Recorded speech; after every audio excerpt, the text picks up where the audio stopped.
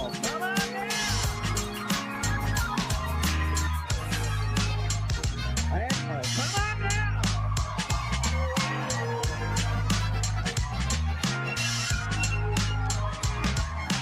Oh, come on now! Hey,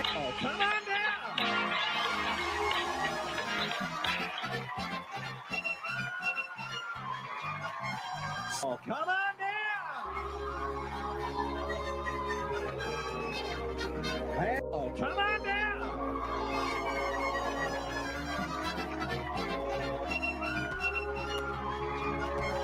Oh, come on now! Hey, oh, come on now!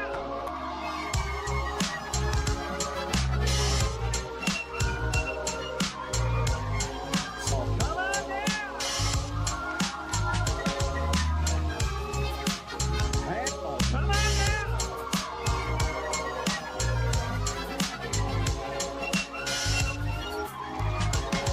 Oh, come on now! Hey, oh, come on now!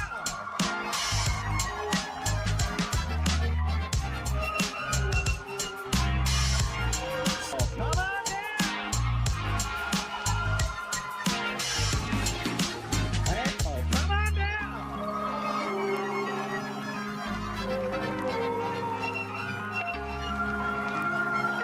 Oh, come on now! Oh, come on now! Hey, oh, come on now!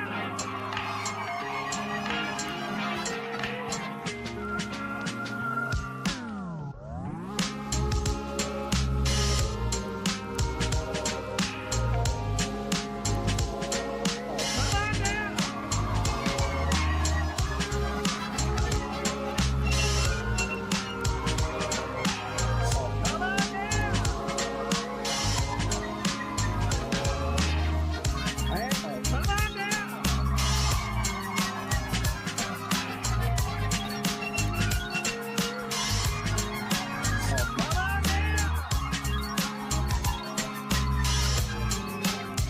Hey, oh, come on now!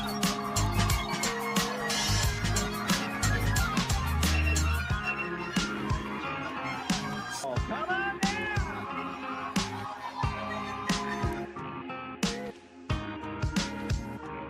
You can do it! You can do it! You can do it! You can do it! You can do it! You can do it! You can do it! You can do it! You can do it! You can do it! Launched its McValue menu in January, Dairy Queen and Subway are also offering $7 deals. Even the dine-in restaurant Outback Steakhouse came out with a $15 three-course meal. The best strategy for restaurants right now is to convince consumers that they're getting a really good value for the money. And despite the value wars ramping up, experts say Taco Bell may hold the secret to success, with the company announcing sales are expected to increase 8% in the first quarter, expanding new food items on top of its Cravings value menu. What tends to win in a market like this is brands that are able to offer value without just reducing prices. Your tone is quasi-facetious, but you do not realize that Taco Bell was the only restaurant to survive the franchise wars. So, now all restaurants are Taco Bell.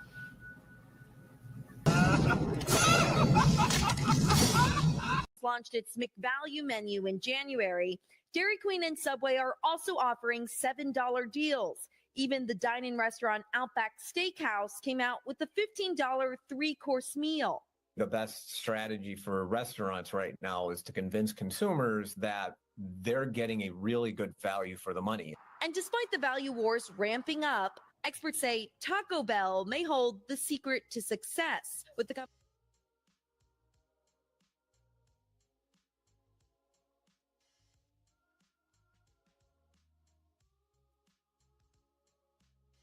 Hold on one second. Let's see here. Yo, what's happening? Let me get this lighting right.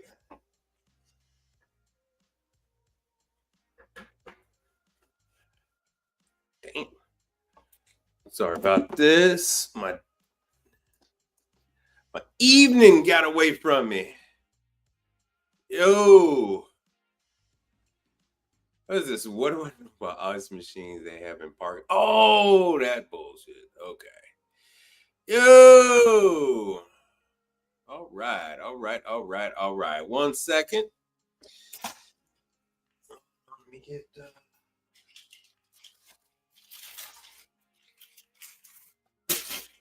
1 second. 1 second. 1 second.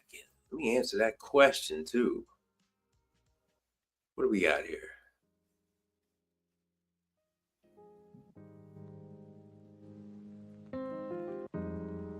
All right. Let me get rid of this overlay on the screen if I can.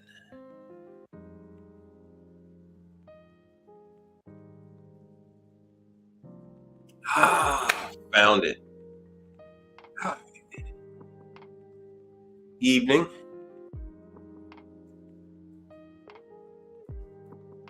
Okay. Sorry, my evening kind of got away from me. Preparing little things, little videos for you guys.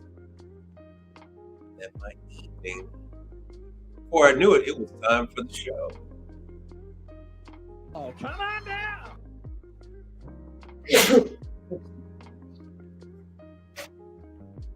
All right. So HVACR is saying you see these machines everywhere. Let me show you. Let me show you the.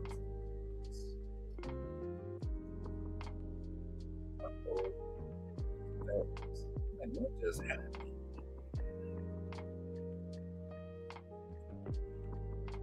New tab.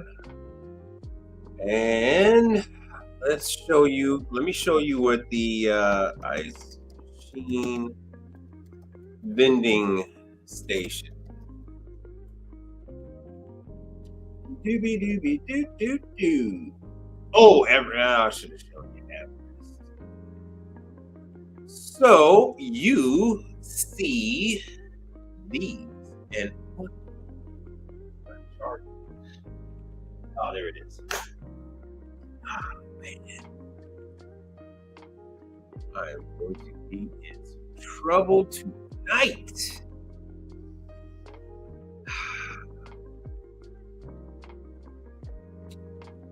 These machines, 90% of them use Hoshizaki.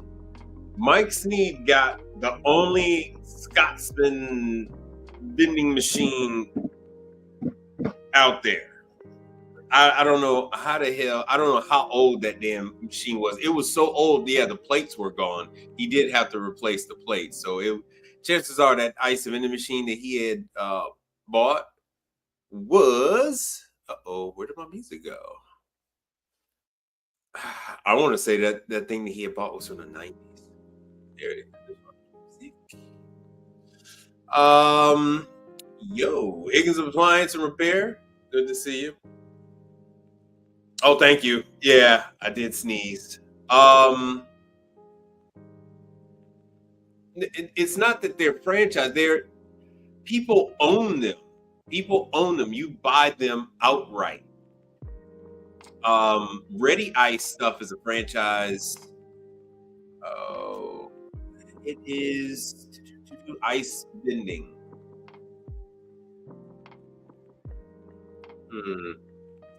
So quite a few people have asked me before about that. I'm still not sure. Something's wrong with this cord. So if you can imagine, just imagine for a moment, these machines are unmanned. Right, you buy them.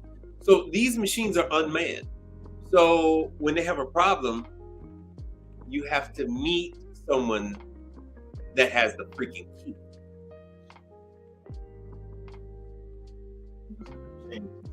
Swap these cables around. So you have to meet up with the freaking owner. There's one owner here in Houston. He's an Asian gentleman. Oh, now it's charging. Asian gentleman, and he's got like 20 or 30 of these damn units. He will not give you a key. So in no way, shape, or form are any of these you guys keep looking for reinventing the wheel or looking for some golden nugget that someone doesn't know exists. That's foolishness. That's not intelligent thinking. It doesn't exist. You are not going to outthink people that are already out here. You're not going to outthink people. These machines have been out here for decades. See, 80 years of experience. But because you just thought of it, you think that, oh my God, it's the latest golden nugget. No, the people that own the machines, some of them know how to work on them. The other ones, they'll hire out whoever's on the Hoshizaki list, and they'll just call and ask somebody to come out and work on the machines. That's that. I think Ready Ice also does these. It's vending station. You know what the hell? I should just use YouTube. Yeah, see, Ready Ice is doing this stuff for $150 a month. And like I said, Hoshizaki. Well, Ready Ice is the Hoshizaki shop anyway. I don't know why Hoshizaki doesn't just buy them. Hoshizaki should just buy them and get it over with. That would actually be Hoshizaki's best deal. Let's see here. Let me go to YouTube. So it is a pain in the arse because you now have to go somewhere, meet somebody, and it's just a pain in the ass. In my city, you get a lot of foreigners that buy them. Why? Because just because they're a foreigner doesn't mean that they're not. Just because they're a foreigner doesn't mean that they're poor. So they'll come over here with money, and they will invest in a business such as this, such as like we have a lot of Vietnamese that are invested in these here, and then they'll call you to go and do work, and you can't understand a damn thing they're saying. And then, a lot of times these guys are cheap. Here's a good one. Oh, let me make sure you guys can see. No, they don't have their own crew. No. The reason why they don't have their own crew, because that financially, all you have to do is do the numbers. That does not work out. Outsource. Everybody outsources. Everyone outsources. That's the number one rule of business, is you outsource. Your greatest cost is labor. It's not your cheapest, it's your greatest cost. And what are you doing with these technicians? So now think about what you said. Yeah, you call it, hey, Invictus, what's going on? So think about it. Yeah, they own a few. So if you own a few, how does owning a few equate to having a service van, having a technician, having tools, having refrigerants, then having parts? Don't forget, you got the vehicle, you got to have insurance on the vehicle, commercial insurance on the vehicle. You have the technician, you got to provide the technician with insurance. So in what world that you can concoct that you're going to have this situation. I am in the 4th largest city in the United States of America, and they don't have their own service technicians here. They will contract out. So Ready Ice already has their own people, so it's not like Ready Ice is hiring people specifically to do this. And once again, these machines do not break down like that. So here you go. Here's your investment, $150,000 for the large ice house. The smaller one is 95. This one that they're showing here, that's like 95. That isn't the 60.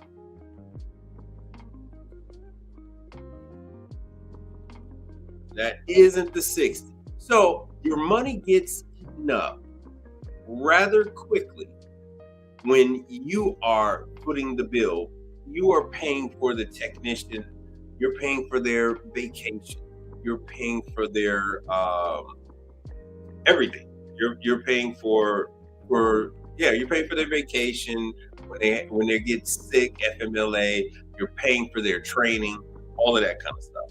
So there's no independent operators out there that have their own technicians. Not here in Texas, not in New York, not in Miami, not in California. The math ain't math. If you have your own technicians, you would have them do your kiosk locations, and then you would have them do other places, because it isn't enough. It isn't enough work. Having a Hoshizaki break down once every 5 years does not warrant having a service technician. It does not warrant that. These guys have extreme filtration. Hold on a second. Oh, let's see here.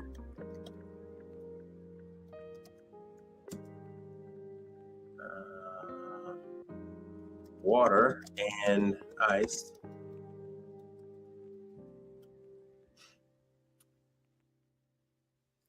Their filtration goes well above what you see here. The more filtration, the better system that you incorporate into your water filtration directly correlates into cleaning the ice machine less. When you do have to clean the ice machine, there is also less work that has to be done, because all the contaminants, all the particulates, all the minerals didn't make it to the machine. And once on top of that, then they add ozonators. So they include ozone, they have UV lights. This is just one. So Everpure has a catalog that is, oh man, they used to introduce you guys to the catalog when you went to the training class. They don't really do that anymore. So, and this is a very small system, $1,731, but that's all they do. As long as you keep the ice machine clean, the ice machine will run.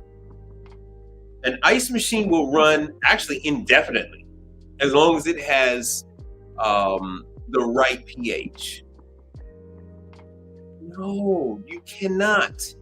You cannot. No one will ever have refrigeration on the ice. Well, I take that back. It is stored in a freezer. And you've seen these. You've seen them in your grocery store. But it defeats the purpose, right? So these are designed for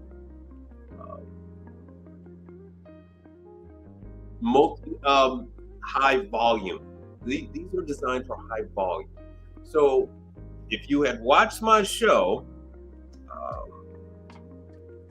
when is this? And this is just an exercise in futility right here. No one's benefiting from this information right here. So someone else had asked me about this like last year, and I had to explain this to them last year. I said, hey, there's no money in servicing. This is just like there's no money in servicing laundromats. There's no money in servicing these damn servicing these units. Matter of fact, hold on, let me go into YouTube. Let me go into YouTube and let me show it. I'll just run this thing while I get the rest of my stuff. Automated units for Ready Ice. And this is something you can look up on your own. I spelled Ready Ice wrong. So with just a very simple YouTube video, you'll see the automated system. Let me show the system that Ready Ice uses. Let me see if I can find it. So of course, the ones that just dispense the ice, it isn't doing that. The ones that gives you the bagged ice, those are the one that gives you the bagged ice. Those are sitting in a freezer. Yeah, Everest. Let me show the one. Everest Ice. I will show you Ready Ice.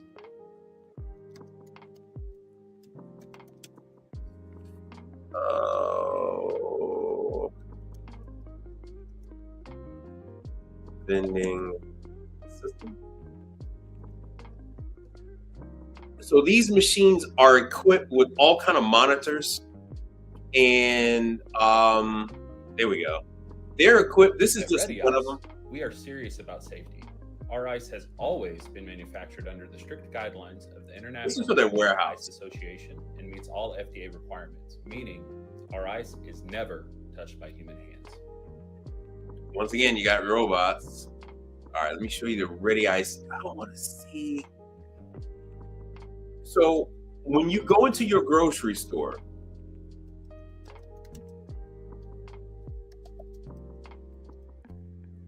the Hoshizaki is all part of that freezer.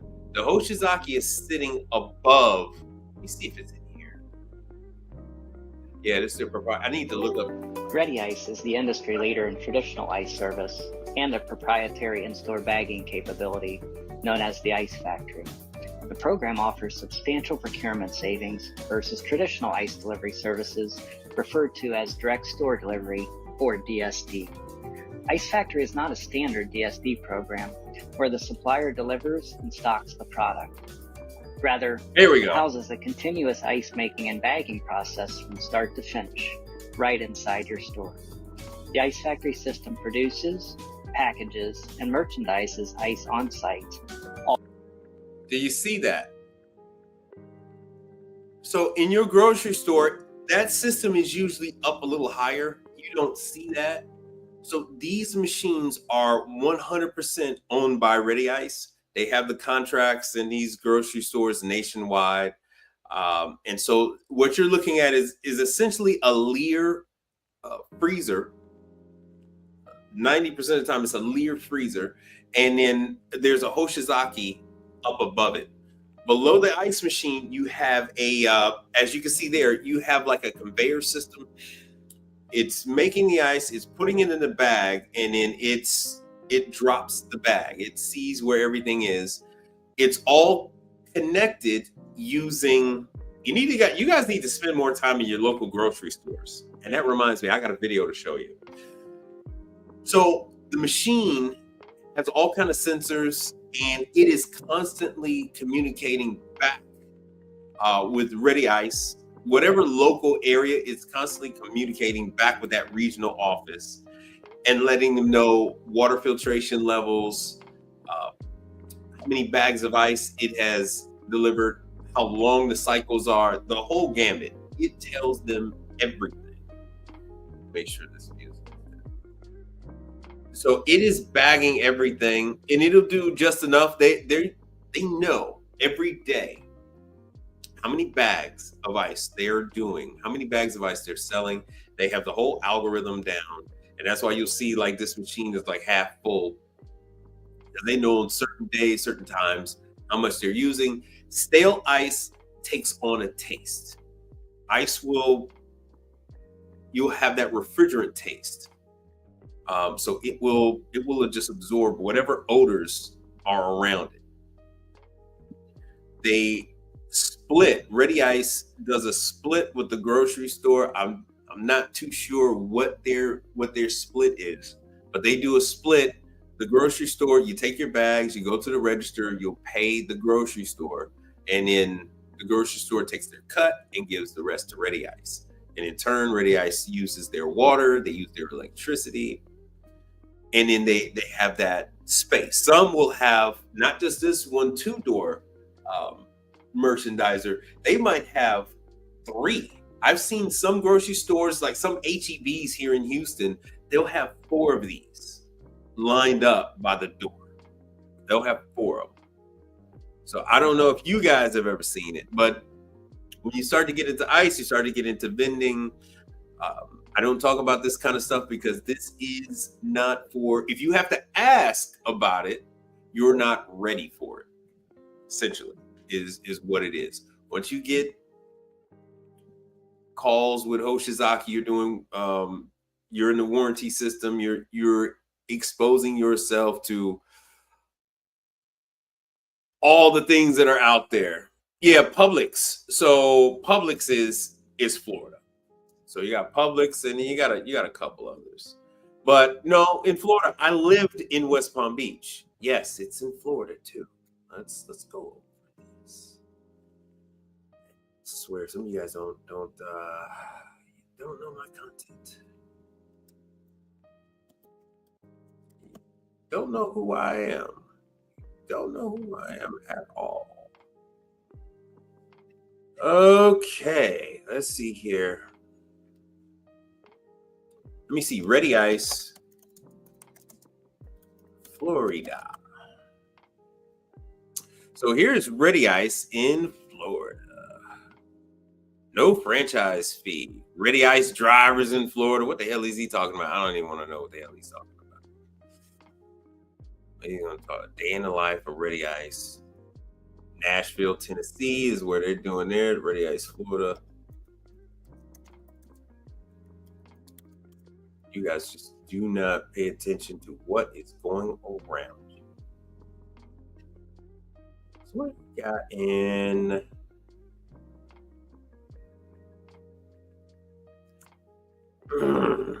All right, let's see what this is.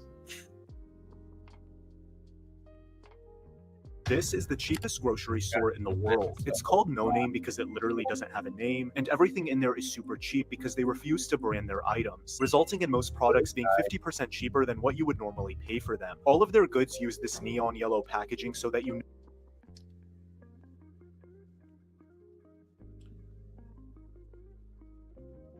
So California, Florida, what the hell are they? Oh, you guys can't see it, my bad. You guys can't see this.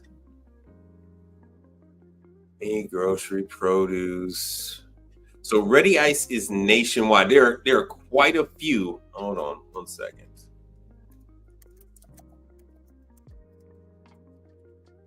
Ice vending in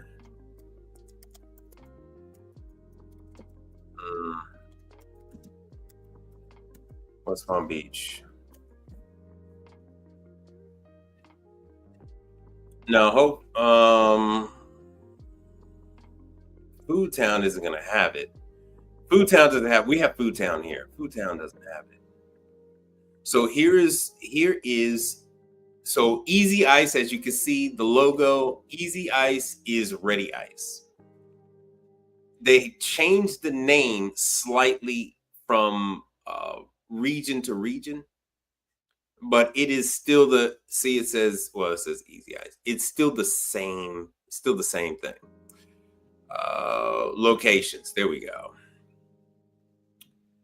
And we'll do Florida. But the thing is stick to regular locations, regular restaurants, do your retirement homes, that kind of thing. So hotels, motels, restaurants, bars, nightclubs, corporate. We provide ice machine service in Boca, Palm Beach County, backup ice. You see here. Hoshizaki. So down there in Florida, they're doing Hoshizaki and Manitowoc. Food stores. There we go.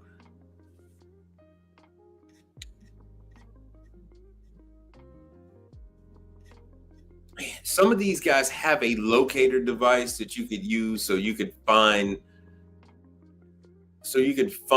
the an ice vending machine in your grocery store near you. But it is there. It is there. You're not discovering untapped gold. All right. This is something that's been around for overall. Ice is an older business than all the rest of those. The refrigerator used to be called an ice box. Yeah, you're not going to see the ice machine bag it. It's robotic and it's behind a cover. You will never see it. That one that they had in that video was purely for demonstration purposes, because in the wild you're never going to see that. It is the ice machine is behind a panel, and then underneath the ice machine is the bagger, with the conveyor belt and everything, and then it falls into the actual unit. So just because you don't know about it doesn't mean it doesn't exist. I guarantee you it exists. They make a hell of a lot of money off of them.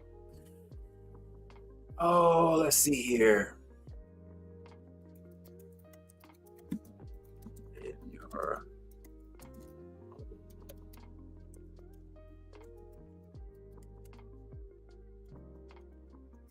But anyway, this is just a waste of your time anyway.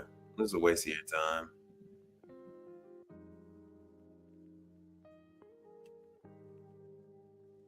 See, just like this. So this is a very common thing. So what you will see, the grocery stores that don't have the unit inside will have it in the parking lot. Matter of fact, in off of Powerline Road, and was that in Fort Lauderdale? In Fort Lauderdale, you see them all the time. You see them all the time, and they'll be in the same parking lot of the grocery store.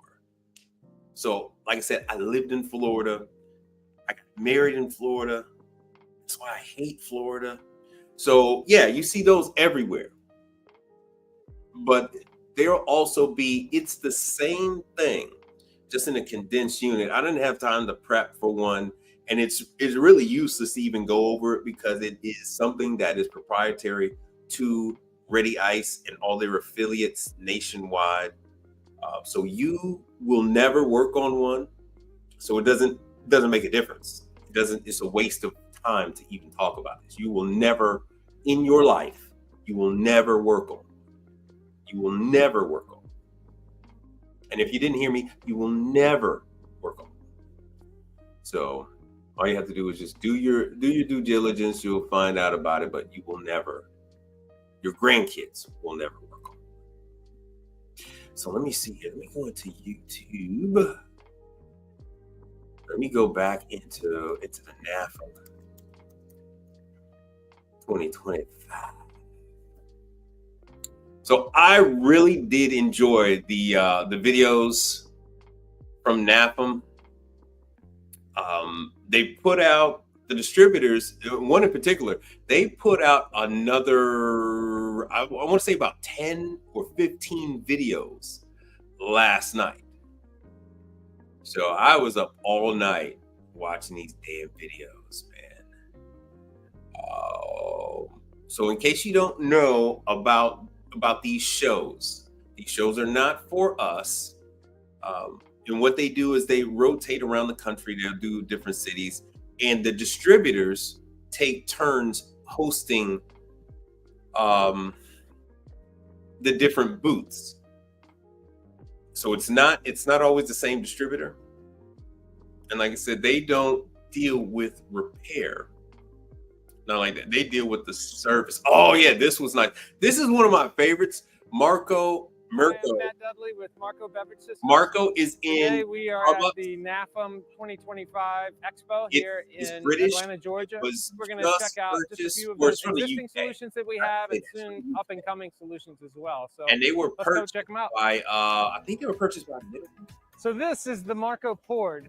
What Poured will allow you to do is to start with a bag-in-the-box concentrate and serve that concentrate in a variety of different ways. So today we're using a cold brew concentrate, and I can serve that as a drinking strength beverage. So it's diluting and dispensing all at the same time.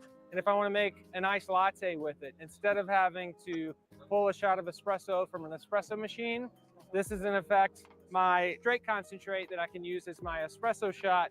Which brings me to our Milk Pal, a brand new piece of equipment from Marco designed to dispense cold milk, cold foam, and hot foam milk, all at the push of a button, making my iced latte really easy to make. With the Milk Pal, you can program 25 different recipes, giving you complete control over volumetric dosing of the milk, aeration, how much it foams the milk or doesn't foam the milk, as well as whether it's going to be served cold or hot. So now I'm going to show you our newest version of our poured system called Poured Touch. It's everything that I previously showed you, but with a touch screen. I can dispense traditional drinking strength cold brew from it. And then on this one, we also have it connected to a hot water boiler.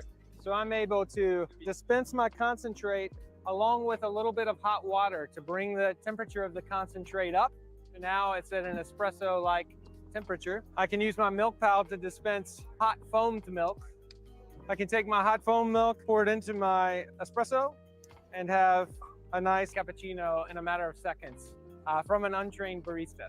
So here we have our Poured Touch connected to our chiller carbonator, and we're able to dispense a citrus refresher that's carbonated and delicious.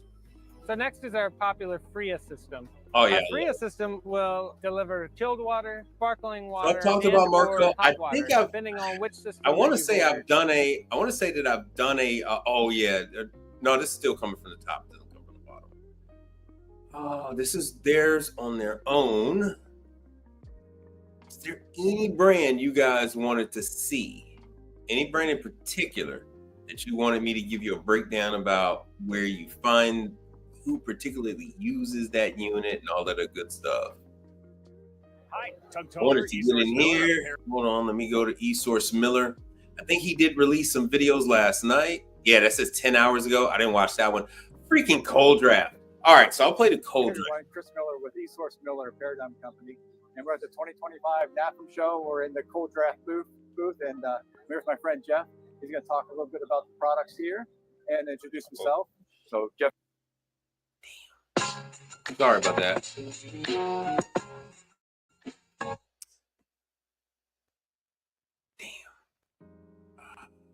Sorry about that.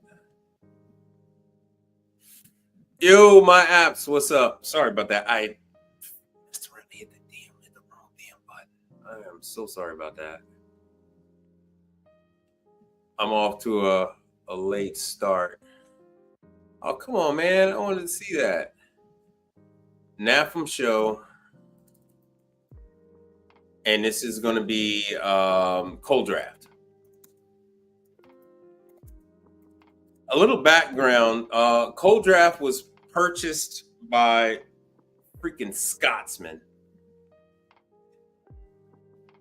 All right, so let's see what we got here. Eagle Group.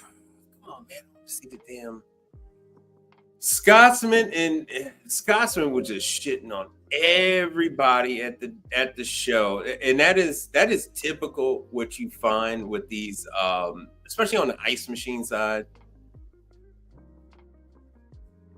Damn. Oh, because I gotta cancel all these damn screens I got.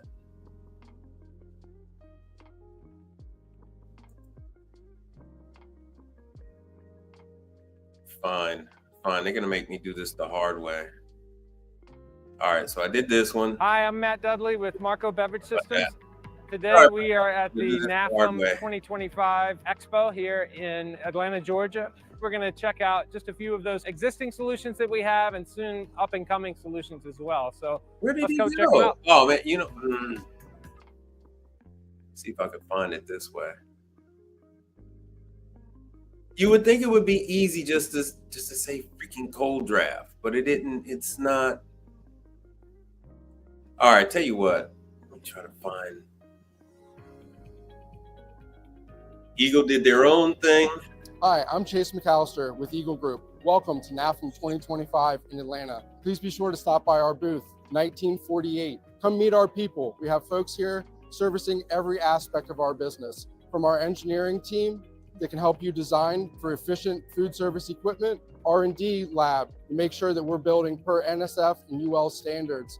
Come meet our sales associates. We have folks here that specialize in national chain accounts and consultant services to help you design efficient products for your customers to fit their needs. Come see how our innovative, cutting-edge technology can help service your customers at Eagle Group. Let me do Heston, since I can't find freaking cold draft again. Pissing me off. I hit one freaking button. So this is something that might just be beneficial to you guys. This is a company called Heston. And Heston straddles the line. They're doing residential, commercial, and outdoor grills.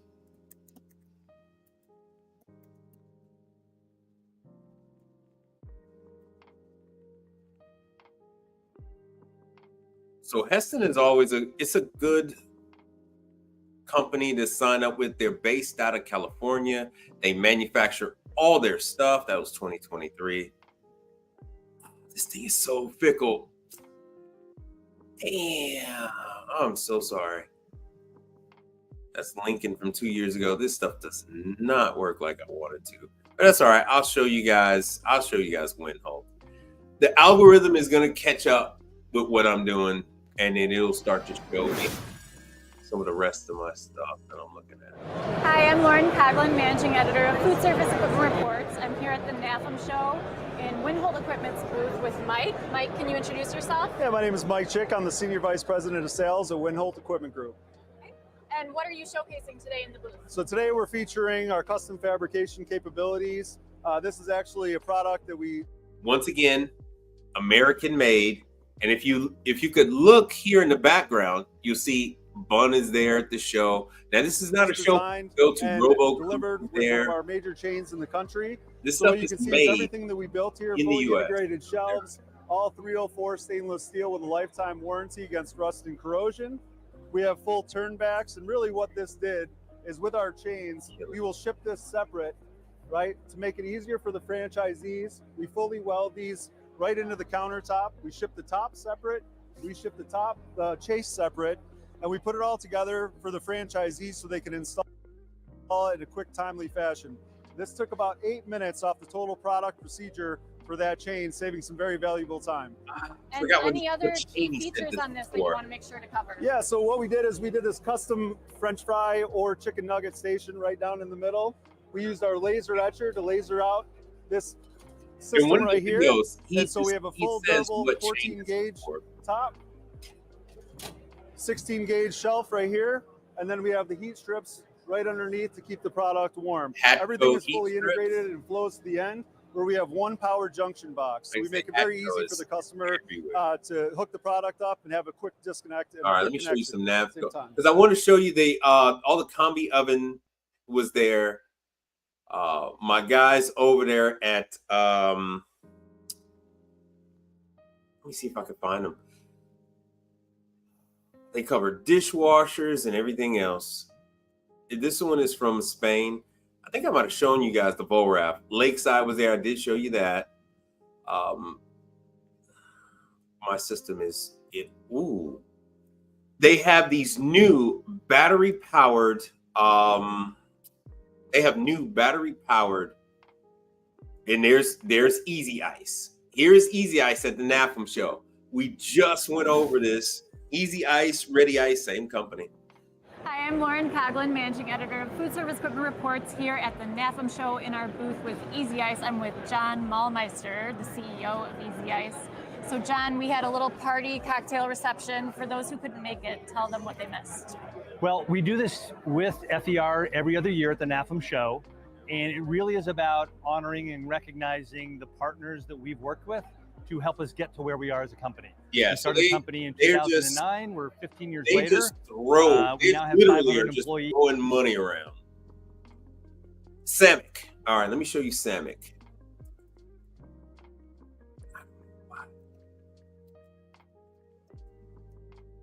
How many of you guys have heard of Samick? Because once I get to this distributor, then that's gonna have everything from the show. I think it was Paradigm. I think Paradigm was a distributor. And I'm so sorry. I had all of this stuff already set up. How many of you guys know that they have potato pillars out there? Samick, Nafem, because they did a really good show over there at Nafem.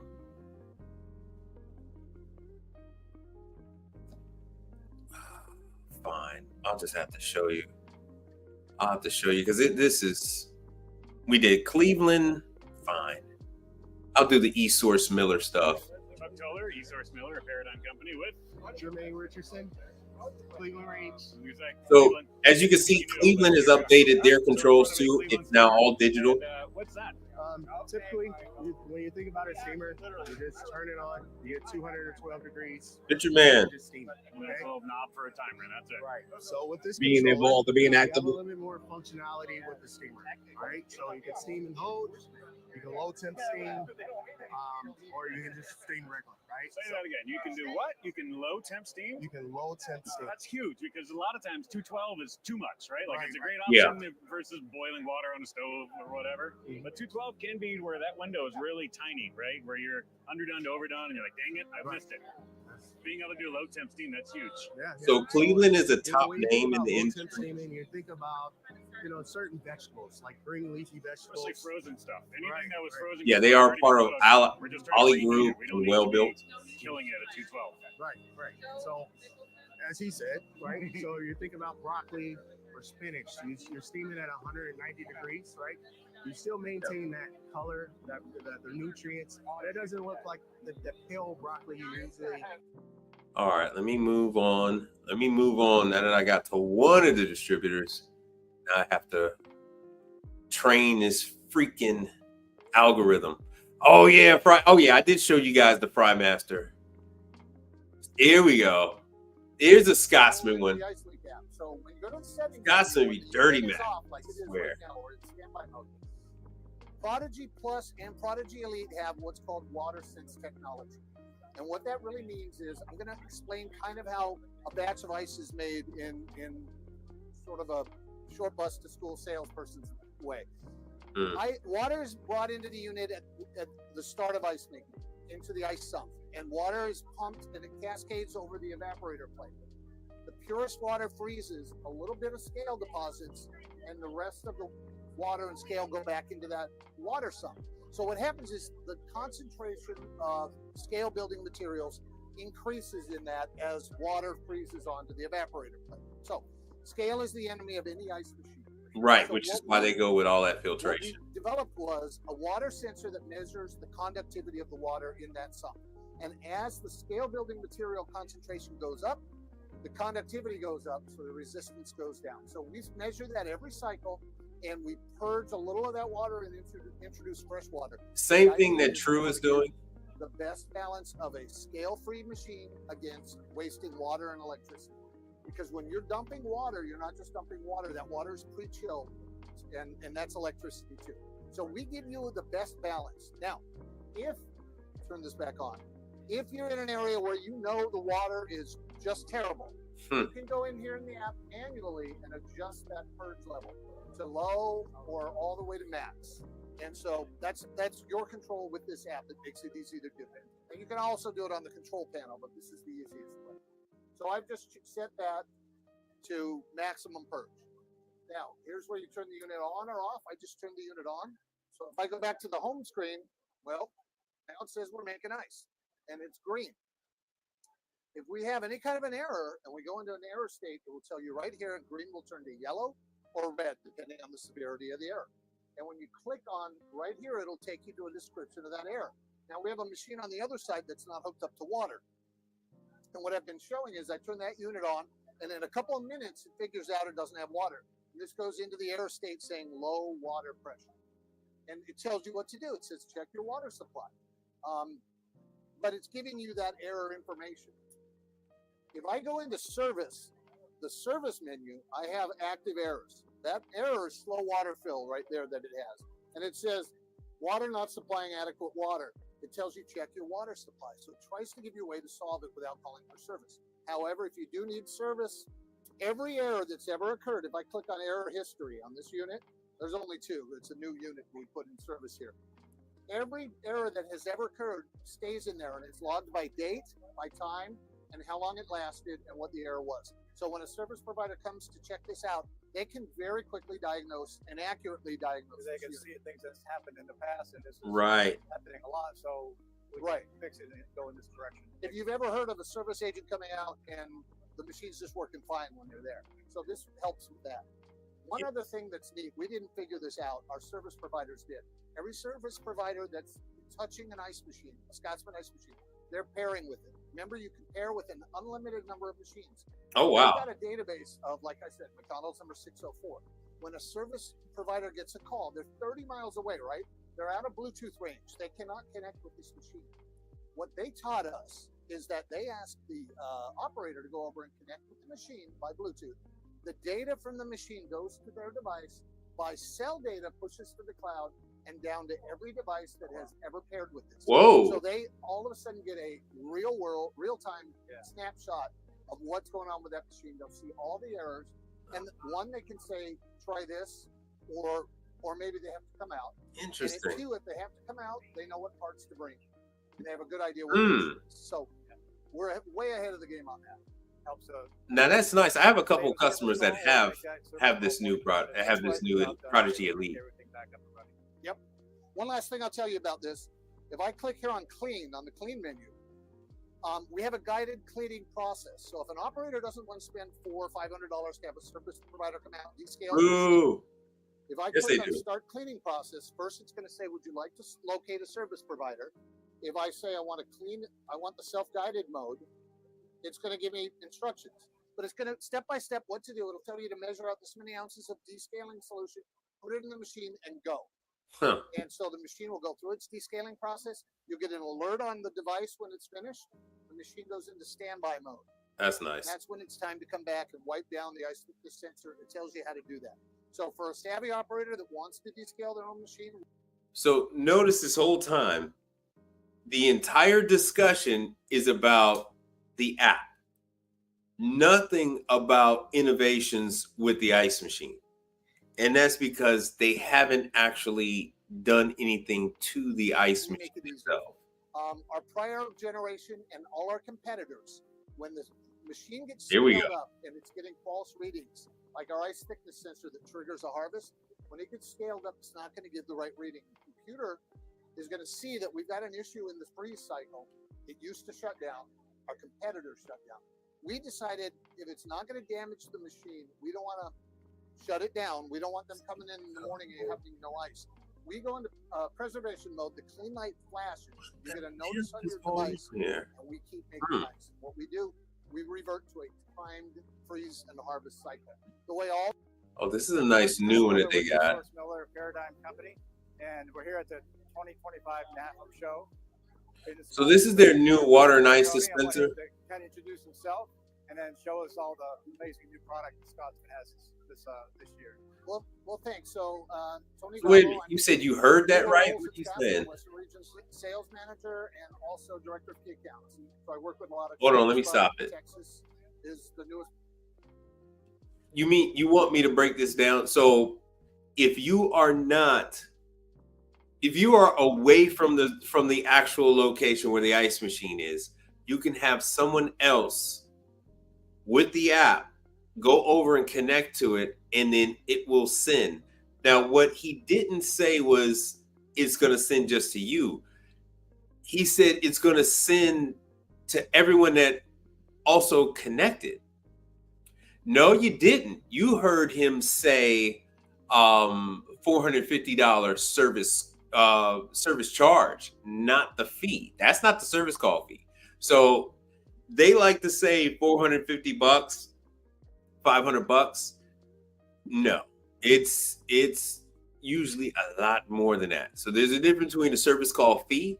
They still charge a service call fee on top of the actual service. So you got the service and you got the service call. The service call covers how much it costs you and your competitor to get out there. That's the vehicle, that's insurance, that's all that other good stuff. Part of my territory. So this is this is the new one. This is the last iteration. To talk about our ice water dispensers.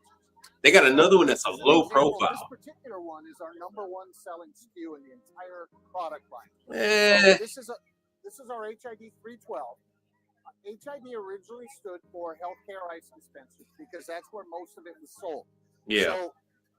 So this unit dispenses nugget ice and filtered water. The good ice. And so if you've ever had a procedure in the hospital, you get a little cup of nugget ice to chew on. And so that's what most of these went into a long time ago. But they've evolved over time, and now they're going into a lot of different areas. They're going into offices, VIP Dude, if anything and hotels even. could go wrong, it did. Hospitality ice dispenser. So we have a line of 4 different models. This is There's the newest one. That's the low profile one. HIDs. This is our HID 312. So it is feeding the ice from the bottom. Okay, federal. But I don't think you guys are going to be too interested in the federal. Oh, good. I finally got back to the damn Field, Vice President of Marketing and Product Development with Cold Draft.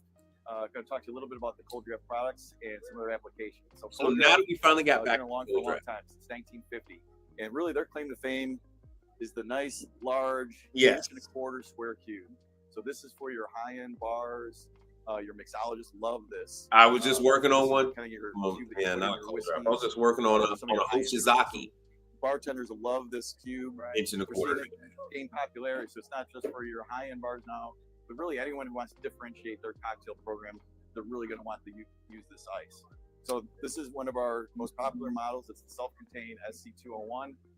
Makes about 200 pounds of ice per 24-hour period and holds about 80 pounds. So it's a nice unit, compact. You don't need any side clearance. Breeze in the front, exhaust out the front as well. So really all you need water, electricity, and a drain, and you're pretty much good to go. So real nice, simple unit.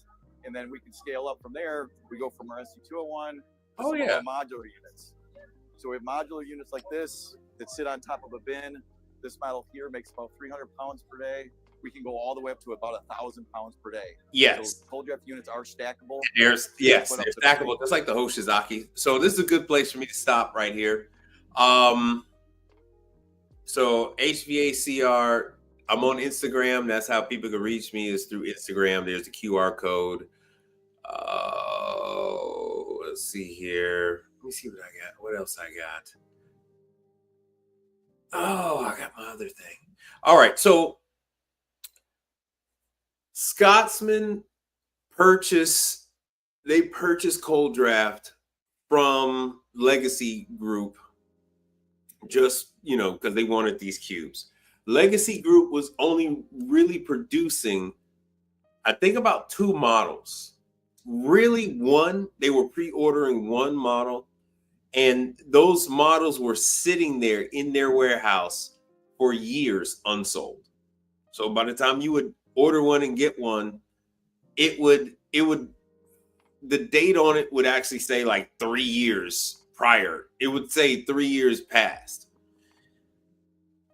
So the owner sold it, and he sold it to Scotsman, and Scotsman has now resurrected the entire line. And what I mean by that is, when I first met, Charles with his company, he had one of his first calls was for one of the residential cold draft, one of the small counter depth units that they had. And that one was from the 80s. And so they have resurrected that. They actually are showing that same unit here. I think it's on this one right here, and he's going to show that on top of each other. So now you start talking about some of your high-end hotels, casinos, places like that. Yeah, that's the goal. Is the bars at the casinos and go from about 500 to about 1,000 pounds. So, so whether you need a small unit or a large unit, Cold Draft has you covered with that real nice cube. Last thing we're going to talk about is another niche cube. There we go. So we have some under-counter units that make what we call our cocktail cube. They resurrected all of them. So it's just kind of a little bit of a different form, almost like a little top hat. Those suckers we have these three were last units, 30 years. Sizes. We go all the way down to 50 pounds and up to 100 pounds. 30 years. So again, for some of your smaller bar operations, this is kind of a unique cube that they might be interested in. So that's kind of the Cold Draft offering. Again, nice cube for some of those bar applications. Yeah, Scott's just got a learn a little bit about Cold Draft. With the Cold Draft. I thought by now they would have absolutely patent information and sold it off, but they haven't. Contact one of your East Miller reps, and we've got to help you out. So thank you. Oh, let me see what the hell else we got going on here. Let me see if I can find my Samick. They keep wanting to show me the same damn videos. All right, let me see if I can find Samick, man. And it's through Paradigm. And none of this stuff is E. Miller. His videos are good, but it's Paradigm.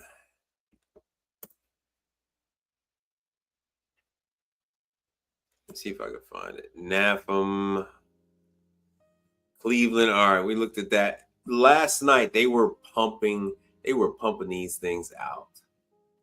All right, 2025. Paradigm.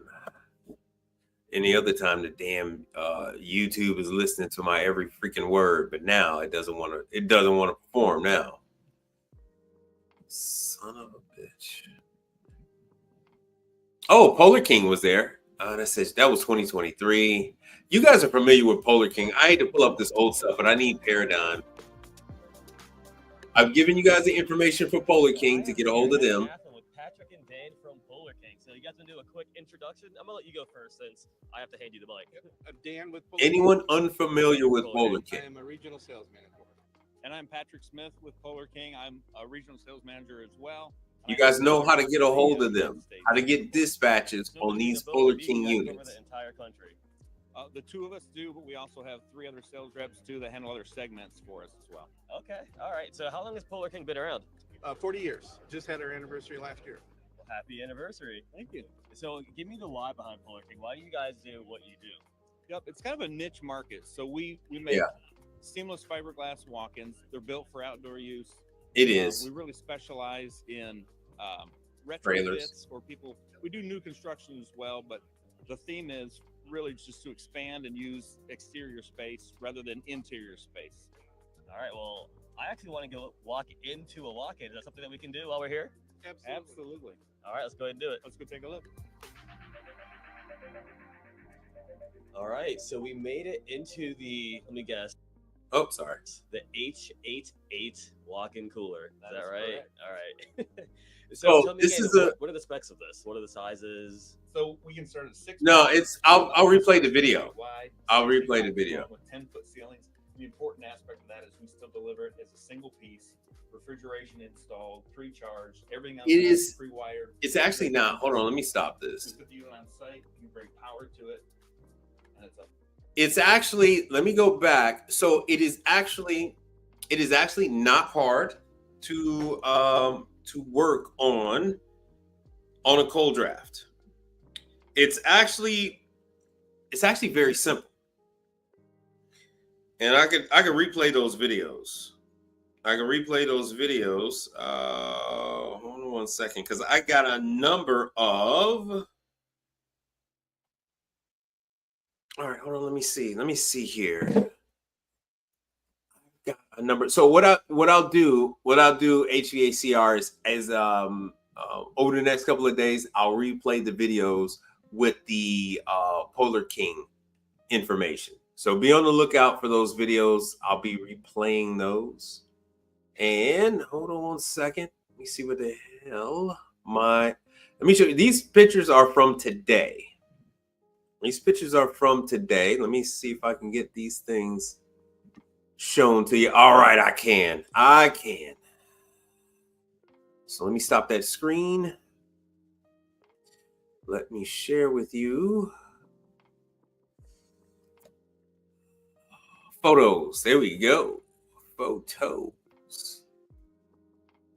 Let me make sure you guys are seeing them. There we go. So you guys can see them, and see if I can make this any bigger. No, I guess that's about as big as I can show you. So this is from today. Now, this is the competitor. This is not Cold Draft, but they are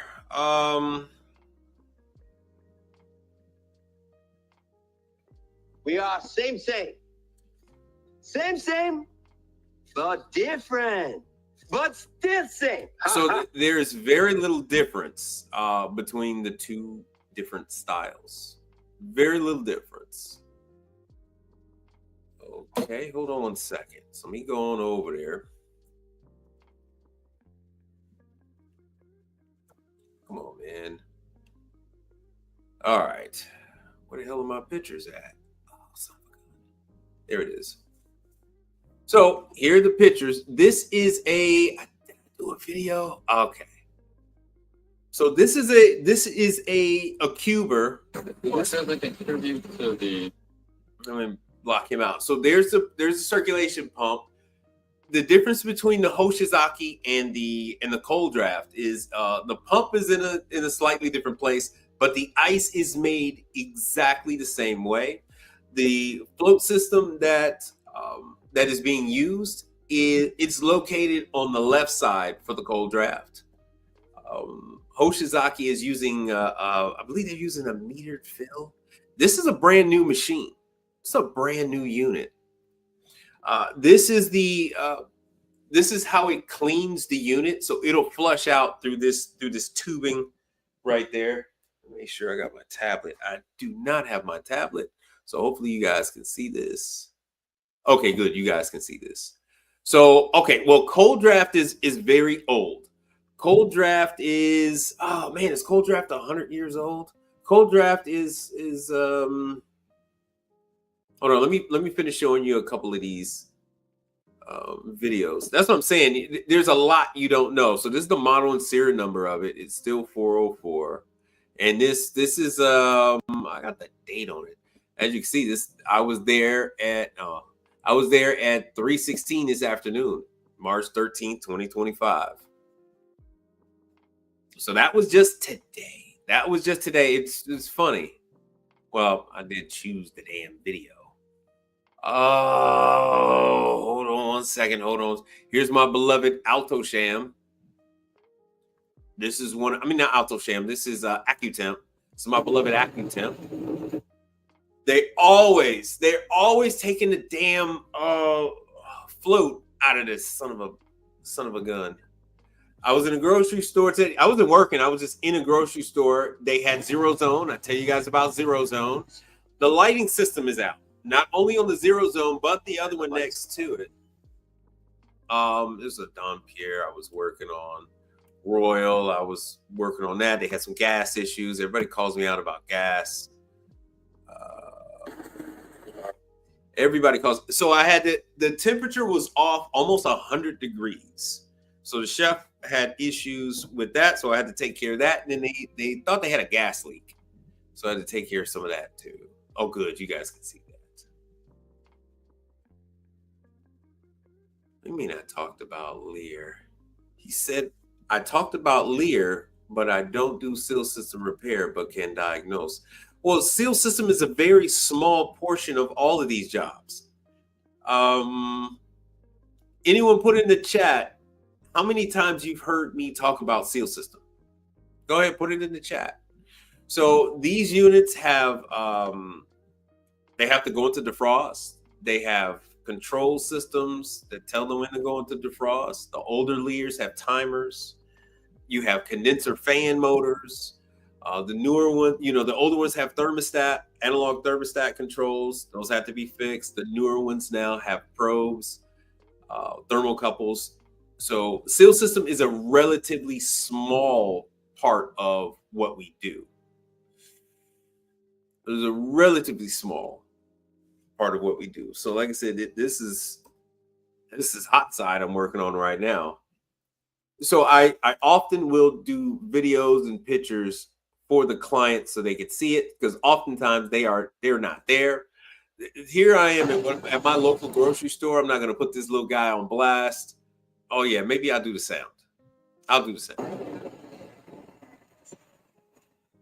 Let me do the next one.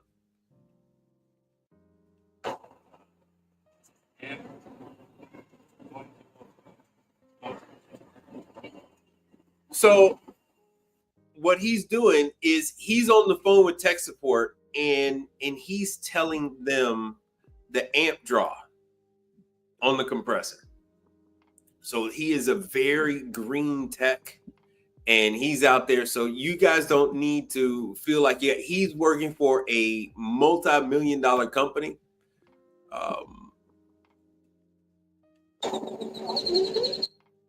There's the truck right there. It is a very large company, and he's out there going step by step. So he is essentially just the hands and the eyes for his company's tech support. So they have their own in-house tech support, their own in-house. So it's not like he is. It's not like he was out there diagnosing. Oh, and just like I told you guys before, so this is Robert Shaw. This is OEM. This is factory. So that says Robert Shaw. That is a Robert Shaw thermostat. That comes like that. They just order this stuff. They don't make the controls. They purchase the controls. Robert Shaw is the OEM supplier for the vast majority of manufacturing, especially the old stuff. The new stuff I can't speak on. Hold on one second. I did that. Oh, I got some god awful. You guys just get me in these situations. I don't work on Unimac, but I got this client. I got about 4 other items to work on over there. So while I'm there, I might as well work on this. This is what I want you guys to understand. So, rest in peace to this maintenance man, this handyman. I gave him my information. He asked for it. He put it in his phone, and then the guy had a heart attack and died. So it was like a week, and I didn't hear from this location. And I said, man, I need to swing on over there. And the head of the operation just so happened to be there. He just came back from getting supplies, and he was like, yeah, that guy that was supposed to be, liaison, he had a heart attack and died. So all this stuff has to be worked on over there at this place. He used to do a lot of it, but because of his health and all that stuff, the age, they're transitioning over the service over to me. So the current guy that they have, he's more of a plumber, and he just wants to do some basic stuff. He doesn't want to get involved with this. So I got to get a drain valve. There's the dryer. So they had a whole old Unimax system. So here is the drain valve. They do not have a pump. These machines do not have a pump. There's a drain valve. So the machine is filling. It's actually holding water, but it has a problem with the drain valve. From Unimac is owned by Hipsch, owned by Speed Clean, and my local Speed Clean distributor wants $300 for this part. That's $139 online. So that's that. He had some bad filters. This customer, oh yeah, Mike, we changed the filters. They don't change the damn filters. They don't change the filters. They don't change the filters at all. All right. So let me drop this. Let's go into this. And I'll touch, well, bad choice of words, but I will go back into this. I wanted to talk about this and some other stuff from Pizza Magazine, but I will, if you guys have time, we can get into this later on. Not Scotsman, but Cold Draft. All of the Cold Draft information is on the Scotsman website. So they have their own training. I haven't put the Scotsman training information up in a while. Cold Draft is out of Philly, if I remember correctly. It's in Pennsylvania. They have a lot of training videos. They have a very good trainer. I say, hey man, look at that! Look at that! He got the old fro. Look at how old that is.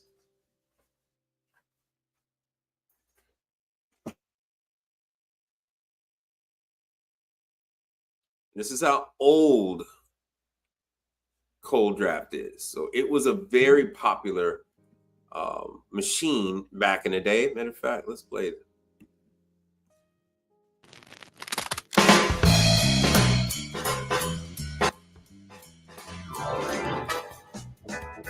Very old.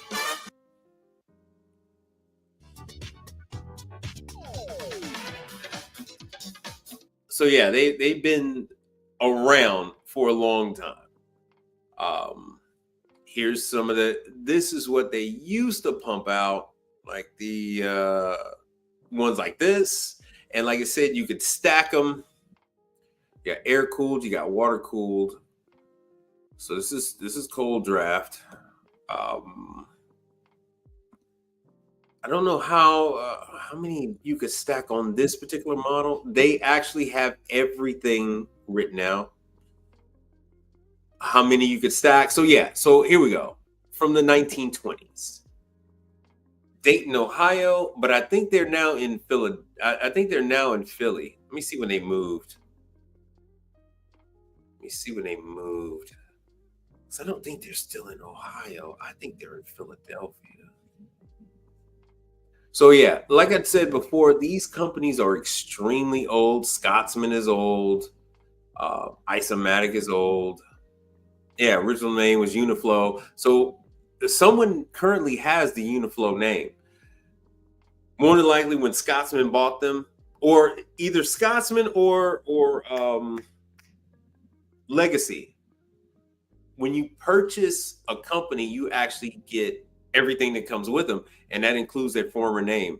So Legacy, yeah. So Legacy Brands is currently using the Uniflow name. So they took that. I don't know why. No one alive knows the damn Uniflow name. No one alive knows Uniflow. We go into service. So in the service, so they're using the Scotsman platform. All the manuals and stuff are here. Let me see if the training class, they used to have the training class. If you go to Scotsman website, you will have the training class, but everything is here. All their manuals, everything. Cold Draft is not hard to work on. I repeat, if something is difficult to work on, I'll tell you it is. But the Cold Draft isn't. Let me see if they have me listed for this, because they will have people call me and ask me to work on freaking Cold Draft. Well, all of these things are old, man. It was one of them is celebrating 120 years or 130 years. So you are new. These things are not new. I keep telling you guys that you are new. Not them. So they have all the troubleshooting guides.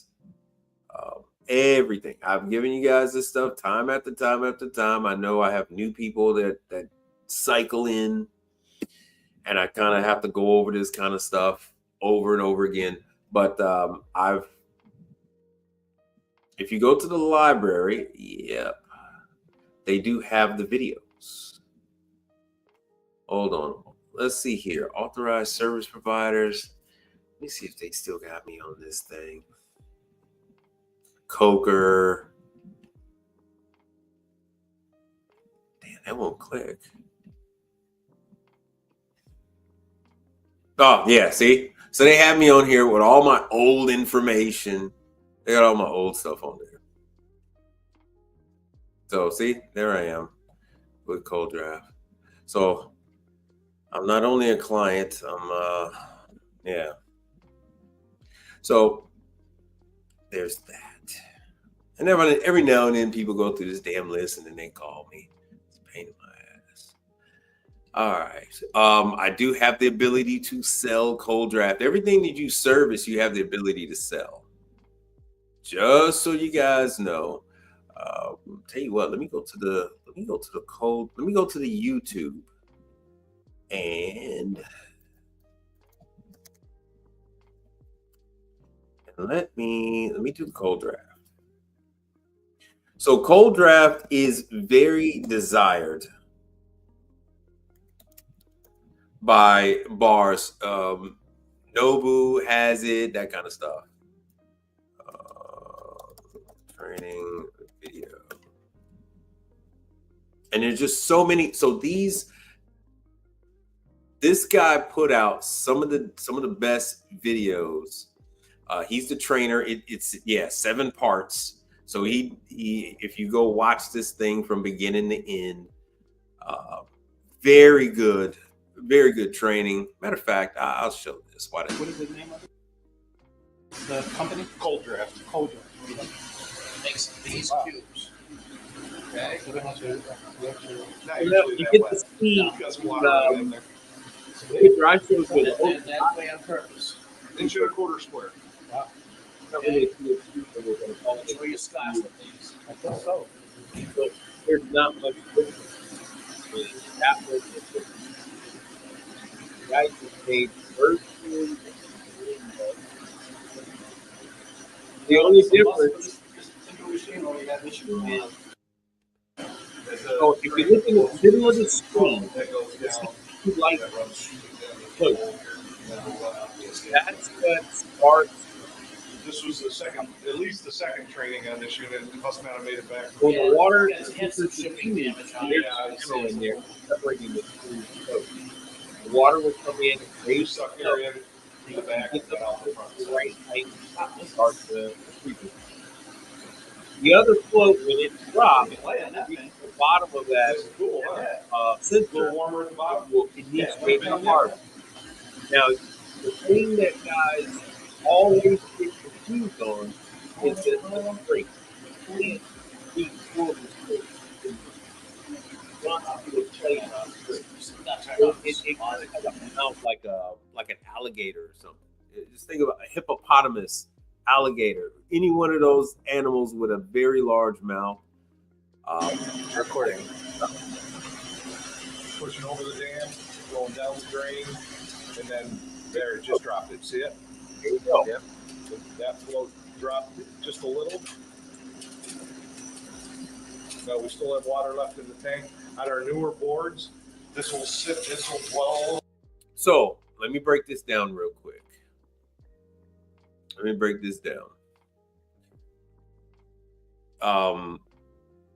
They had under Legacy Group, they had issues with the float. I have not seen any of the new units. I don't know what happened with the prior inventory the Legacy Group had, those orders, the units that they had ordered, the units that they had pre-made. I don't know if Scotsman has scrapped that float system, but you had issues with the float. So on the Cold Draft, it was the float and the springs. Those were the two main things that would cause you the most issue. The board was rock solid. Didn't have much problem with that. So the Scotsman distributor area basically just gave it up to Manitowoc and Hoshizaki. I don't understand what that means, but okay. I don't quite get it. So that's it. you didn't have any problem with the board. Like he said, they just updated when this is an old video. This so maybe Scotsman and drain the rest of the water in there. Got all. So you see that extension. You see that extension right there. That is the spring, just off from the guy's head. Oh yeah. They have no need. So on Scotsman, there's really no. The only one that's pushing for training is me.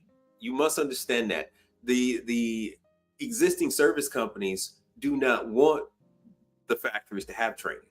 The fewer people that are trained, the more they can charge, the more the customers are trapped into just using the same few people. So all this pie in the sky stuff that you guys are just whacking off to this dream of these hands-on training classes and stuff are very small. That is why this thing that I'm doing is focusing on the training. You will not find this anywhere else. So people for decades, I've been doing this since I was 15 years old. People for decades have been asking me, oh, hey, when is this? When is that? You know when the so-and-so is? And they live in New York. They live in they live in Chicago. They're in Florida. But I'm supposed to know when there's training for them at the drop of a hat.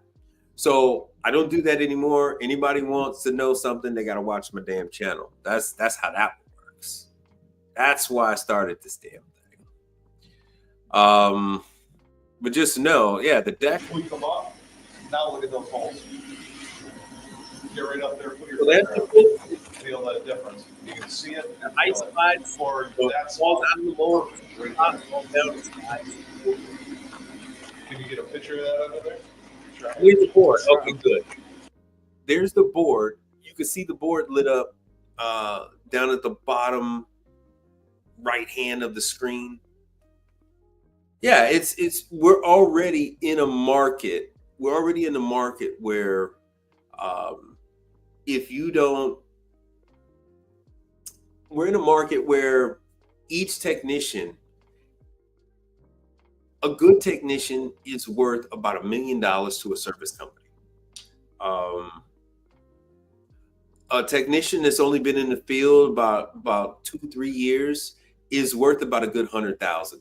The kid that I showed at my local grocery store, and it was really hard to hear it, but he said he had 11 amps, and he was calling. He said, "What do I do now?" So that is a $1 billion grocery chain here in Texas. And so they have plastered all on the side of their van, same day service call. How do you do that?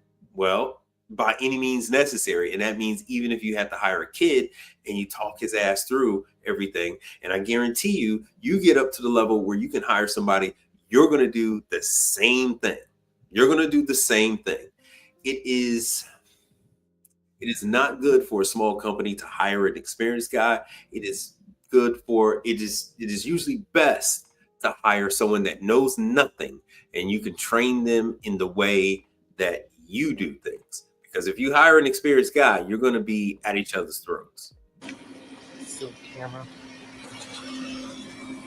Much smaller. Guys, all down. It's one perfect right there. You saw how much I moved that. Just a. And you see that opening to the right. That's why you could stack two on top of each other, because they just go to the right and then slide straight down that chute. A little bit. It doesn't take much. Yeah, it doesn't take much at all. You're gonna have your holes are gonna be probably a little bigger or smaller in the back and then bigger in the front. It's just the nature of the beast.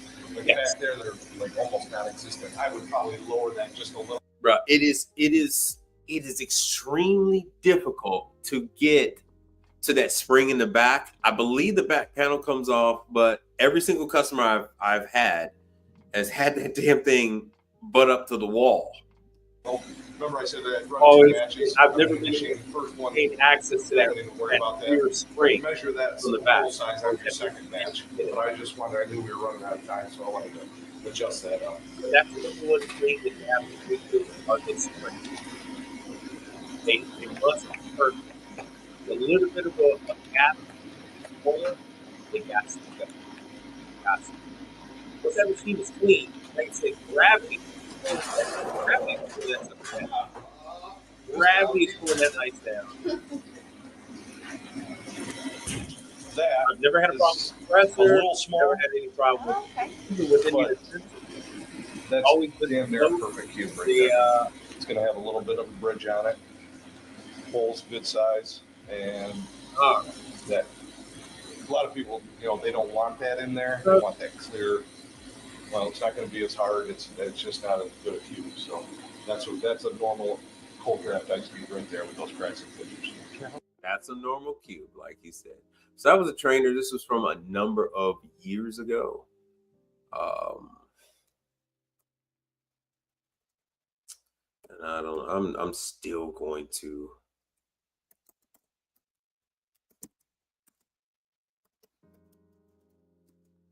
I'm still gonna give this a freaking try. Damn, it was from 4 years ago. Son of a gun. This is one of my favorite. They're Spanish. This is one of my favorite brands. They make vacuum sealers. This is their original product, which is the potato peeler. It is this damn thing is extremely heavy. And what you're looking at was just what you think it is. It's like asphalt. It's like lava rocks, and it tumbles the potatoes on those abrasive, just like that, and it rips off the skin. So this is for people that are doing, fresh potatoes. That's your thing. This is for you. And then they also have all the prep stuff. So they have the slicers and everything else that go along with that. And then I was in my market, I have about 3. There we go. I have about 3. Yep, there we go. 3 Samick dishwashers. It is so unusual. Even Samick's office is in Chicago, and Samick didn't believe me. I had to send them a number of videos for them to believe me that they had dishwashers in the United States. Because they kept telling me for years, that no, they don't have any machines. They're only in Spain. Had no machines in the United States. But I work on them quite often. Let me see if 2025 will come up with any damn thing. So vacuum sealers, gotcha. Finally got them. So here we go. Now we're back on track. Now we are back. Lines in America. Samick is, in case anybody doesn't know, it's a Spanish company. Been making food preservation and preparation for 65 years. In the U.S., we've been here for about 15. They pride themselves on high technology, high functions, and super durability. So you're going to see big, bold, strong equipment across the board. We'll talk a little bit about applications. We'll go down the row. Quick overview of everything. So right here we have our bread and butter workhorse machines.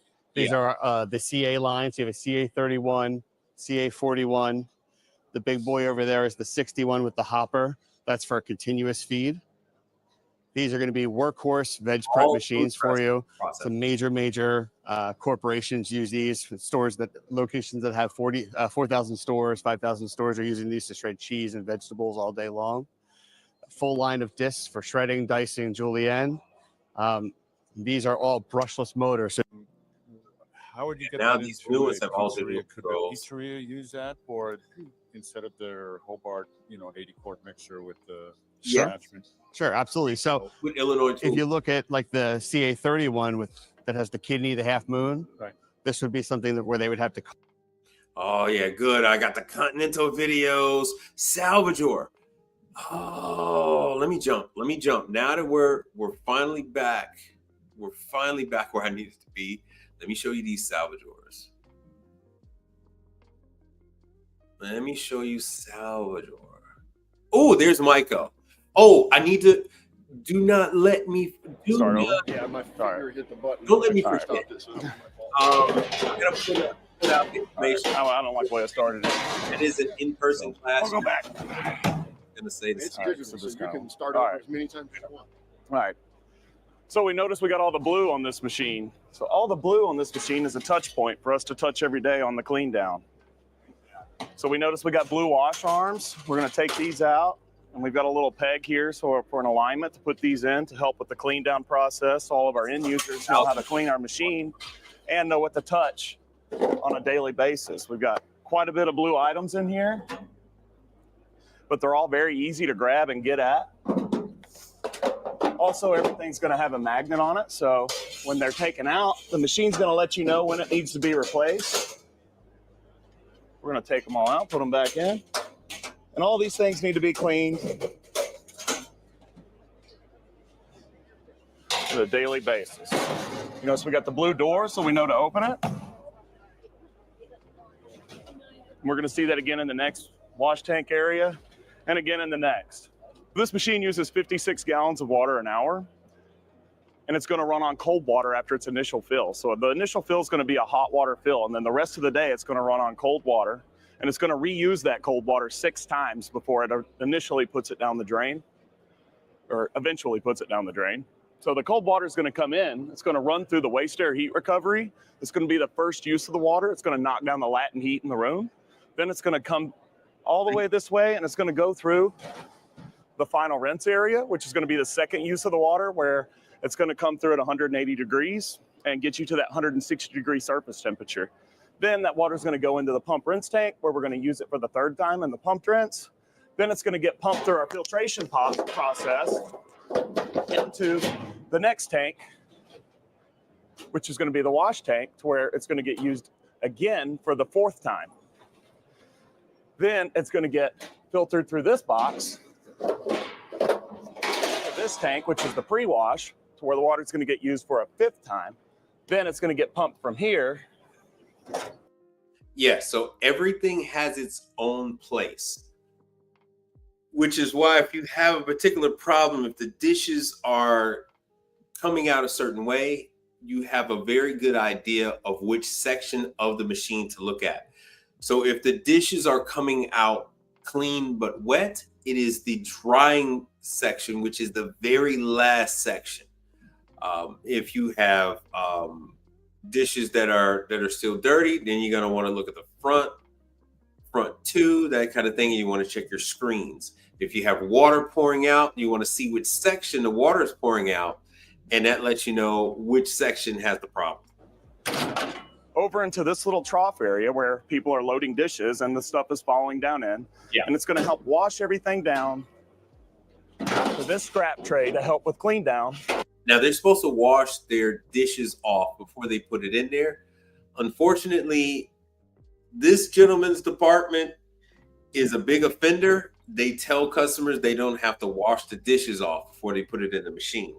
And this has caused me and everybody else that works on these machines lots and lots of trouble throughout the day, to where the water eventually goes down the drain. So that is 6 uses of the water in this machine before we put it down the drain. It's very, very efficient. Also, that is less water you're going to heat, less water you're going to put chemical on, less water you're going to pay to bring in, and less water you're going to pay to put down your sewage. So also, we're filtering this water. So this is going to be less dumps at the end of the day. So this is also going to be better washing results throughout the day. So this is going to continue to give you better operations, better results, and energy savings. So the savings really compound into a lot of ROI at the end of the day. You also see we have a very nice touch screen that's going to give you a lot of information. It's going to show when your machine's in operation. It's also going to give you information. So let's say we opened a door. It gives us an information code that also lets us know what's going on when the door is open, what could be if the door was closed, and it's showing that the door is open, what could be going on. So this machine does a good job of self-diagnosis. Cuts down on your warranty and service calls because you know it's Yes. reinstalled properly. What we're trying to do is get a repair on first call. That way you're not having that diagnosis call. So when we call the tech, we know what part to tell them to bring. Yes. Now, this is the other thing. They do have a relationship with the customer directly. The customer they'll call you and Myco at the same time. They'll let you know that they're having a problem with the unit. They will then call Myco. Myco already has logged their address, which machine it is, the whole nine, and they will describe to Myco the issue that they're experiencing. It has a full display. It reads out in full sentences what's going on with the unit, what it's experiencing, and then if there is an issue, like of course, Myco isn't going to solve an issue with the chemical lines with the chemical pump. That has nothing to do with their machine. If the machine is out of detergent, it's going to trigger an alarm, but there's nothing Myco could do. That's when you then have to come out and then repair lines, or the chemical guy is going to come out. If there is a stop mechanism, like the table stop has been activated, then you might have to go out there. There's no parts needed. You have to go out there and then remove whatever's jammed into that conveyor belt, things of that nature. And then I have more to show you on the full from the Myco website. Hold on 1 second. So that he comes with a part instead of coming to diagnose and then having to return for a second trip. So we're really trying to cut back on those second trips or third trips that can happen from having to have to diagnose or even misdiagnose. So this is really shortening the window on repair time. We also have 3 different wash cycles on this machine, first being the fastest, second being medium, and third being the slowest speed. So there's one of your emergency. And then we have a button down here to start and stop. And then you could reverse the belt. Going to start unloading everything from the machine and then remove this piece last. That way the belt has a little bit more time to run. You'll also notice in this machine that we have a pan in here. This is our blower dryer deflection pan. So this machine has what we call a clean energy concept with our airflow technology. So our airflow in this machine is always going to be moving from our blower dryer air towards the dirty side of the machine. So we're always going to push clean air towards the dirty end of the machine. So you're always going to have cleaner air running As well to have that passing through. correct. Cups and other things like that work. You can walk up and lean against the machine. You're not going to be burned. Right. Yeah. So, and what he was saying is everything blue is what's meant to be touched. Oh, Unox. Man, I don't even know what to talk about next. So I wish I would have found this a little earlier. I don't think I would talk about the salvageur. You guys aren't ready for that. So yeah, so combi oven, this is our smaller combi oven. It's a 5-pan, smoking capabilities, everything just like a big oven. So we can do different features. Favorites. The keypad, right?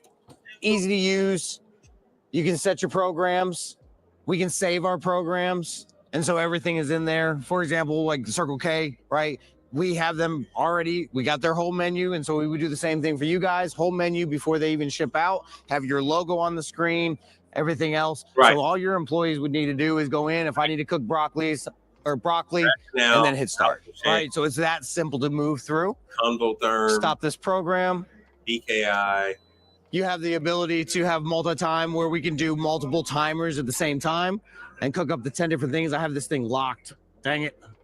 I need to change it. Skip preheating. It's not letting me do it. Hold on. Give me 1 second. I apologize, guys.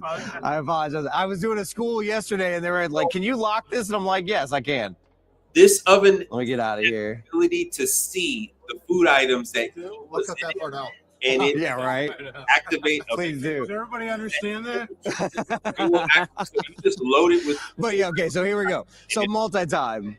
right, to be able to have things. And we like to tell people, like, if you're wanting to use this oven constantly without having to worry about preheating it and having that delay, multi-time is where you want to live. Because if, for example, this would be at the 212 degrees, 100% steam, but we're not using any water and steaming because we haven't asked it to cook anything. But as your guys' location, you would open up, put your product in there, do whatever we need to cook, and then we can touch a button and we could be cooking broccoli. And then if I need to put something else in there, I can put something else in there, right? So you can do up to 10 different things. Right during the cooking process, because it restarts and it knows the time on each rack based on what you got programmed in. And we have adaptive cooking technology because obviously every time we open this door, we're losing heat. Every time we put cold food in there, it's dropping the temperature down of the oven. So adaptive cooking technology, what that is it recognizes that there is temperature loss, right? And so it jacks up the heat to recover and maybe adds a couple of seconds to the cook time automatically. So we know that we have that consistent cooking, and that consistent product every single time. Chef Unok's built-in programs, right? If we needed to figure out how to do something, we could go in here and look at things. For example, fresh pizza, we're doing pizza.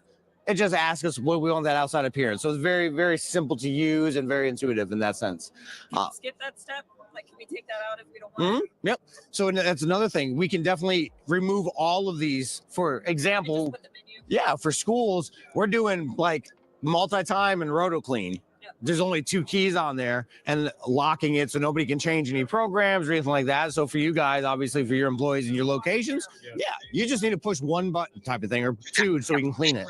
And going into the cleaning, we have Sense Clean technology. So it'll recognize based on how dirty the oven is with the sensors in there, the time of cook and the programs ran, it will recommend a wash. And all we got to do is select and hit start. It will wash, rinse, and dry itself. Our detergent is held in these drawers right here. It holds 3 1-liter bottles. And that lasts you. Anything you want, it's already built-in. There's no gloves. You just take a twist, cap off. It's got aluminum foil seal and gravity feeds. After the wash and stuff, do you have to spray the oven down at all? Nope. It washes, rinses, and dries itself. Really? Yep. That's so, it. And you again, it could be 500 degrees. Some of our competitors, you got to wait for it to cool down. Yeah. It could be 500 degrees. You just hit this and you go. Okay. So, we run into an issue to where we have a lot of, a lot of employees working through it, and we have a lot of turnover. So, they try to, a lot of times they'll forget to clean it. Uh-huh. Is there a way we can have forced cleanings on these ovens or have it go into a schedule? Yep. Right here, scheduling. Okay. So if I want to do a quick wash every day at 2 o'clock in the morning, it's going to wash every single day at 2 o'clock in the morning. Right. So this is what I wanted to bring up to you guys. These shows are not for you. This is for these manufacturers to inform their customers and people that would be potential customers. These are hospitals, universities, that type of thing. These guys are there to make a multi-million-dollar sale. They're not there to, the last thing that guy is standing up there wants anybody to say is, so what's the common issues with this thing? His reply is going to be, we don't have any issues with our machine. Our machine lasts for, 15 years before it has a problem. This is not the place for you to go to and think that you're going to get tech support information or anything. If we haven't that run at 4 in the morning, and then when they come in at 6, it's clean and kind of warm to preheat it. Yep. So it's delays on that recovery time. So that's what we like to say. Like, what time do you come in and start using the oven? 8 o'clock in the morning. All right. Well, I'm going to schedule a quick wash every day at 7:30 because it's only 22 minutes. And like Mark was saying, now you've only got 8 minutes of it trying to, cool down, and so we can recover and get to 350 because we dry the oven at 350 degrees. So if you wanted to preheat to 350, we're already there. You can also schedule to have oven ready, which will turn the oven on and preheat to that 350 degrees. Okay. So there is that option as well. Definitely. Interesting. Now, do they have to open the door to let it cool out? No. No. I mean, if you wanted to cool down, I guess you could open the door, but there's no reason. It will eventually cool down. Oh, okay. Yeah. Okay, it's not going to give an error code. No. Hey, doors closed. You can't go to clean. Once the wash and the drying is done, Okay. the oven shuts down. Basically, the light will stay on after 5 minutes. The screen will go black. Which I guess none of these are. It's basically like a computer, a rest mode. And then you just come in and touch the screen, and it pops back open and turns back on. But for example, like, are you guys familiar with Parker's gas stations down in Savannah area? So one of my customers, they're putting a double stack 6-pan, and they have one in every one of their stores, and that's what they do, right? Again, doing all of that. They have this program washing their employees. All their programs are the same for every single store. And also, like I was saying, we can do with you guys, obviously much bigger than Parker's. But before they leave Unox, they can be pre-programmed. So this is going to be our milk cooler. These are available in 34, 49, and 58-inch widths. Single and dual access. Standard would be a white powder finish, but stainless steel is also an option. We do offer these in cold wall and forced air. Some schools have a preference. We offer both just to accommodate. This unit here has a low profile evaporator on it. Yes. We show this so that the customer can be passing the crates of milk through without hitting anything important up here. I have still to this day, I've never worked. Yep. This one is also going to have the corner bumpers just for some added safety. We do offer ones that wrap around the entire perimeter of the unit as well. Foot pedal here, we are the only manufacturer that offers this. It is just a lock, super easy to do. Lock and unlock, just for some added safety. Again, these are going in school. Right. This company is from 1989. You don't want a kid bumping into it and the unit going flying and the kid getting hurt. So just added protection, added safety. So we can start with the back bar line. We offer this in standard depth and shallow depth right over there. Back bars are going to be available as reach in or pass through. I shouldn't have said that. I'll repeat that. Back bars are available as just standard or as a pass through. You can do combinations of glass, solid door, sliding glass. Also available in standard and shallow depth. One of our new features is the in-house glass door. This one is going to be a triple pane door. The light reflects off itself, so it heats the door on its own, eliminating any condensation. This one here is just a combination of glass and solid, and we did do a full redesign of our back bar line. So new grill, trying to give it. So it's very common. Continental competes with True, competes with Perlick. They glass tender. They compete in two areas. The main area they compete with is bars. As you see, they got the kegerator there. The other area that they compete with are sandwich shops. So you throw in Delafield in that mix when it comes to sandwich shops. So that's one of their big things. Prep tables and whatnot. Mod Pizza. You have in a number of the different sandwich shops, they actually use this, and they're always at those sandwich shows and pizza show. Continental was always at the pizza show. Like a little more sleek of a look, new handles. We used to have the ones that kind of went like this that weren't really good at getting a grip on it, so we switched it up, more ergonomic. Up top here, you're going to have some custom towers, a dual faucet and single. We also offer single, dual, and triple faucets. They can be placed essentially anywhere on the unit. We can even do a third-party tower if you'd like. All we need to know is drill hole pattern and then where you want it. This is going to be our sandwich unit line. This is available 27, 32, 36, 48, 60, and 72-inch models. How long did it take you to memorize that? Not very long. Brian asked me like day 2. So this one here is going to have just a variation of some lids we offer. This one's a vision panel. This one's a standard. You can do flat lids, hinged, unhinged, anything you want. Drawers on the left here. You're going to fit 1 12 by 20 per drawer. Fun fact, they Hoshizaki stole away Chipotle from Continental. So Continental had they were after Charleston and True. Then Continental had a go with had to go with Chipotle, and they had the merchandiser, the upright freezers, the prep tables, and then Hoshizaki snuck in the back door with the ice machine, and then they went and outfitted the whole location with all Hoshizaki refrigeration. And then these are also field installable, removable. Doors are field reversible. The drawers on the cartridge system that they can change in the field, I think is a fantastic. Yes, amazing. To give people options down the road when shifts change or menus change. That's great. Absolutely. So it always happens with a chef. Some prefer drawers, some prefer doors. So just giving that flexible option. Up top here, this was done for a pizza shop. They were making little mini pizzas. So we did a custom cutout in the cutting board. You can just have removable pans, kind of throw out all of your excess that was getting on there. Double over shelves available in single or double. If you go with double, this bottom one is adjustable. We also added this rail here just for some dry storage, garnish. It gives you some extra protection built into the top of the unit. It won't add any height or anything to it either, just that extra protection. It's insulated. Yes. So what she's showing is the heat shield top. So these units are designed for you to put your pizza ovens on top, toasters, griddles, grill. Exactly. Just so some people that are buying a unit don't know the griddle that's going on top of it. We recommend about 6 inches of clearance between the griddle and the griddle stand itself.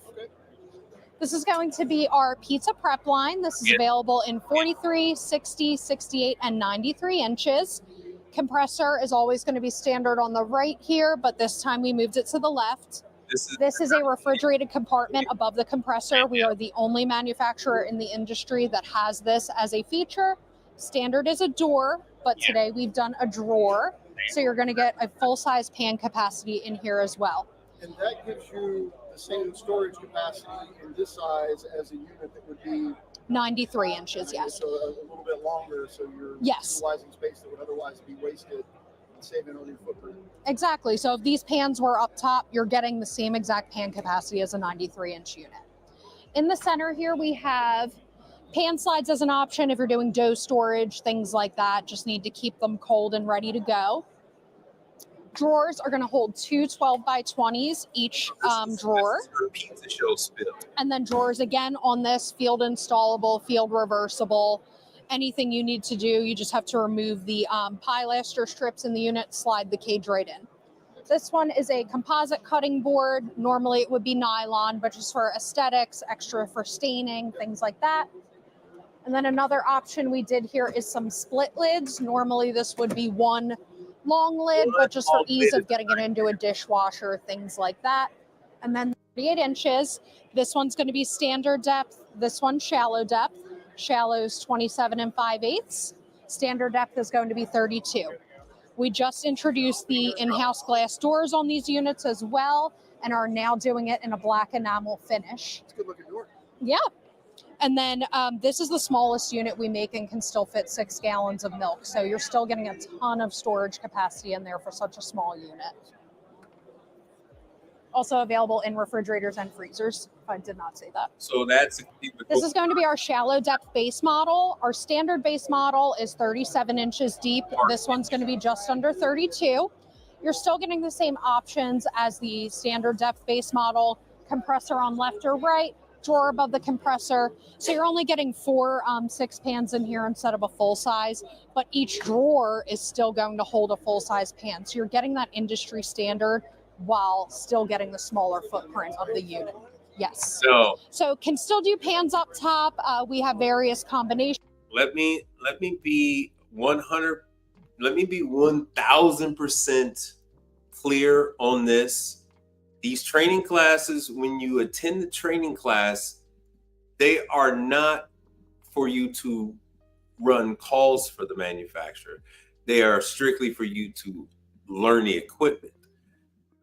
True is not going to have you running calls for them. True is not going to have you run a call.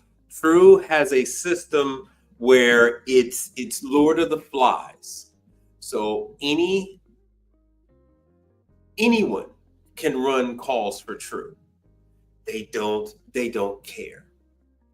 They don't care who runs the calls. Anyone can run calls for True. You just got to fill out the paperwork and they will pay you. That's it. That's all.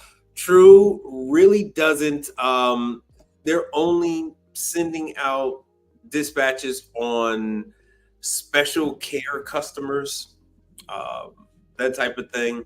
But you're going to get this education on the ice machine. It's not on the refrigeration. It's just on the ice machine. And we don't foresee very much to go wrong with the ice machine, with the exception would be fill valves due to the customer having poor water quality, filters getting blocked up, even though it's going to be a 24 valve, a 24 volt fill valve. It still might run into issues, especially with the screen getting blocked up. I asked them about the fill valve, if it is field rebuildable. Isomatic has a fill valve that is non-field serviceable, and it's kind of a pain. And so True has done the same thing. So I don't care how well they made it, if the screen, if the mesh filter for the fill valve gets blocked up, and it does eventually cause damage to the fill valve, you're still going to have to do work to it, things like that. So it's the environment that the unit is placed in is what's going to cause the unit to have issues. It's not going to be anything with the components on the actual unit. It's going to be water quality. It's going to be maybe it's a pizza shop and there's flour in the air. Maybe they're doing cookies and there's flour in the air, that type of thing. Something else is going to affect the unit. It's not going to be the unit itself. Well, with that being said, it's not going to be a warranty issue. All right, it's not going to be a warranty issue. All these dreams and these all you guys are Google Gaga over these calls that are they're not going to happen like that. Of pans, they can be moved to the other side, different style lids. This would be a vision panel. You can see through, but normally it would be solid. So this is our standard line refrigeration. This is available refrigerator or freezer, 1, 2, and 3 sections. This one here is going to have a modular system, so it is inside the food zone, air flows down. This can be done as reach-in, pass-through, can do combinations of solid. Yeah, this is a nice small. Got a 12 by 20 pan in there. This one, again, is that in-house glass door.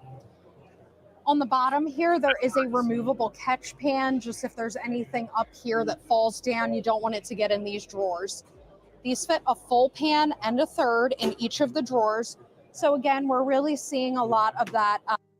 You would ask, why would they have something that size? Well, I just quoted a customer, and that's about after I sold, after I gave them the price quote on the ice machine and the bin, that's about as much room as they had.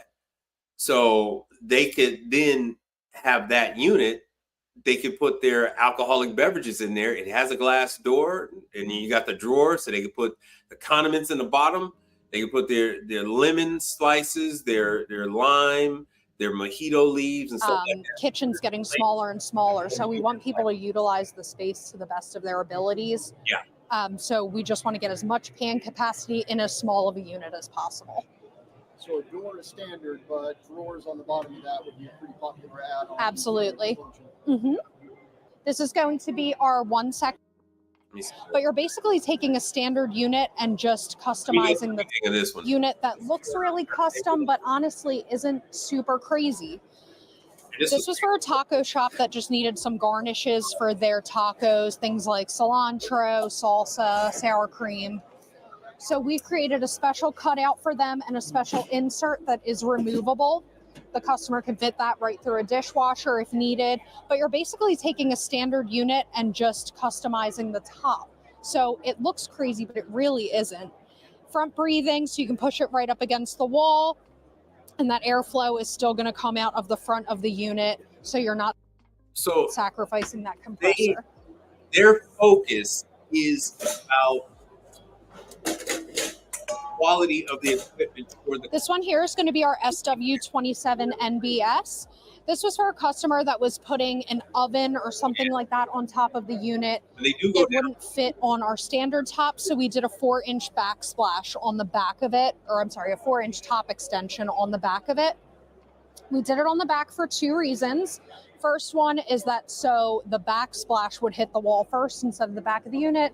Again, just promoting that good airflow. Second is if this drawer was pulled out and the overhang was this way, you'd kind of be wobbling around a little bit. So just trying to keep it as flexible as possible, but actually dealing with the real world application of how it's going to be used. I always like to say if you do not see something on our website or anywhere, that does not mean we can't do it. Just ask and we can see how we can be flexible. There you go. It's a recurring theme with Continental that if the chassis or the base unit. Yeah, they'll make whatever you need. All right. Ooh, more Myco. I hate to go back and forth with you guys like this, but all right, we're going to cover the MyClean series of undercounters from Myco. This is the MyClean you UM guys are Plus. big on We've got a MyClean UM, great for glass washing. It's got a shorter profile to the machine, and the MyClean US, really good for a coffee bar, small kiosk. You know, they do focus. Very tight situations where a machine like that would fit perfectly. Okay, the MyClean also comes with the CC Touch controller, right? Giving you all the information that you need to display temperatures, cycle times, and settings. Down at the bottom, they actually have a system where you're loading in chemicals that you get from them that pumps directly into the machine. So oh yeah, here's another Myco. My name is Steve Gross. I'm the regional manager from Myco Dishwashers, and I want to present to you the KA rack conveyor machine. Just on the West Coast. This is our KA44 unit with a hooded 90-degree blower dryer. When I was in class, this unit is all double wall insulated, so it's cool to the touch. It's quieter in operation. Has a really nice CC Touch panel display, which has information on here regarding the speeds of the rack conveyor, temperatures of the wash tank and the rinse, other information that you can get on the temperature settings, and any other important data that you might need on the dishwashing machine. Everything is right there. They give you a full booklet for that unit. One feature that I really like is the easy way it is to assemble or disassemble the dishwasher. We use blue cues in the machine, or blue touch points, to identify items that need to be removed and cleaned in the machine every day. Yeah, it's all color coded. So for instance, the lower wash arm slides out super easy. You're able to remove the end caps, clean them out, inspect the wash arms and nozzles. Which you must do every time you go out on a service call. All of the screens have handles on them that are color coded in blue. Pull out. Even the drain stopper. Pull out method. All right, let me go to another one. Just wanted to show you a couple of the ones. Oh, that was Continental. I guess I'll show you Salvador now, since we got a couple more. Mark Turner with Premier Food Service Group. Salvador has long been one of my favorite lines to rep. It's a great product with great people, and in 25 years, I haven't had to apologize once. So to go over some of the basics, Salvador's water cooled. Everybody else in the industry is air cooled. If you've got anything other than an old Porsche 911, that engine is water cooled. Water dissipates heat much better than air does. So the water that flushes stuff down the drain is also what cools the motor, which means as long as water's flowing, this doesn't ever burn out. Ironically, what you don't want to have put in it is plastic forks, plastic knives, saran wrap, things that when it cools down will solidify inside of the motor and block it when you try to turn it back on. So if you drop a fork or a knife or metal in there, it may jam it, but you just fish that out, And then there's a reset switch on the bottom that's a black arrow pointing down. That's probably 75% of the service call. So if people know to hit that reset switch after a jam, you're good to go. This is a trough veyor. These can have a collector on the bottom, which I'll get to in a minute, or a typical disposer on it. And what these do is it recirculates water down a trough. You'll notice this trough is a good bit wider than a typical 3 or 4 inch trough that a lot of consultants will design. If you're doing a trough veyor, correct my numbers on this if I'm wrong, but I believe this gets 2 new gallons of water per minute with a throughput of 30 gallons per water. So let me give you an example. A lot of water coming through, but very little fresh water being used. Ideally, what you want to do as well is take a stack of plates. And just so you can get an idea of what's going on, those disposers are $2,000 and up. See, this one is $4,500. $5,000. $14,000 for this Salvador unit. $5,000 there.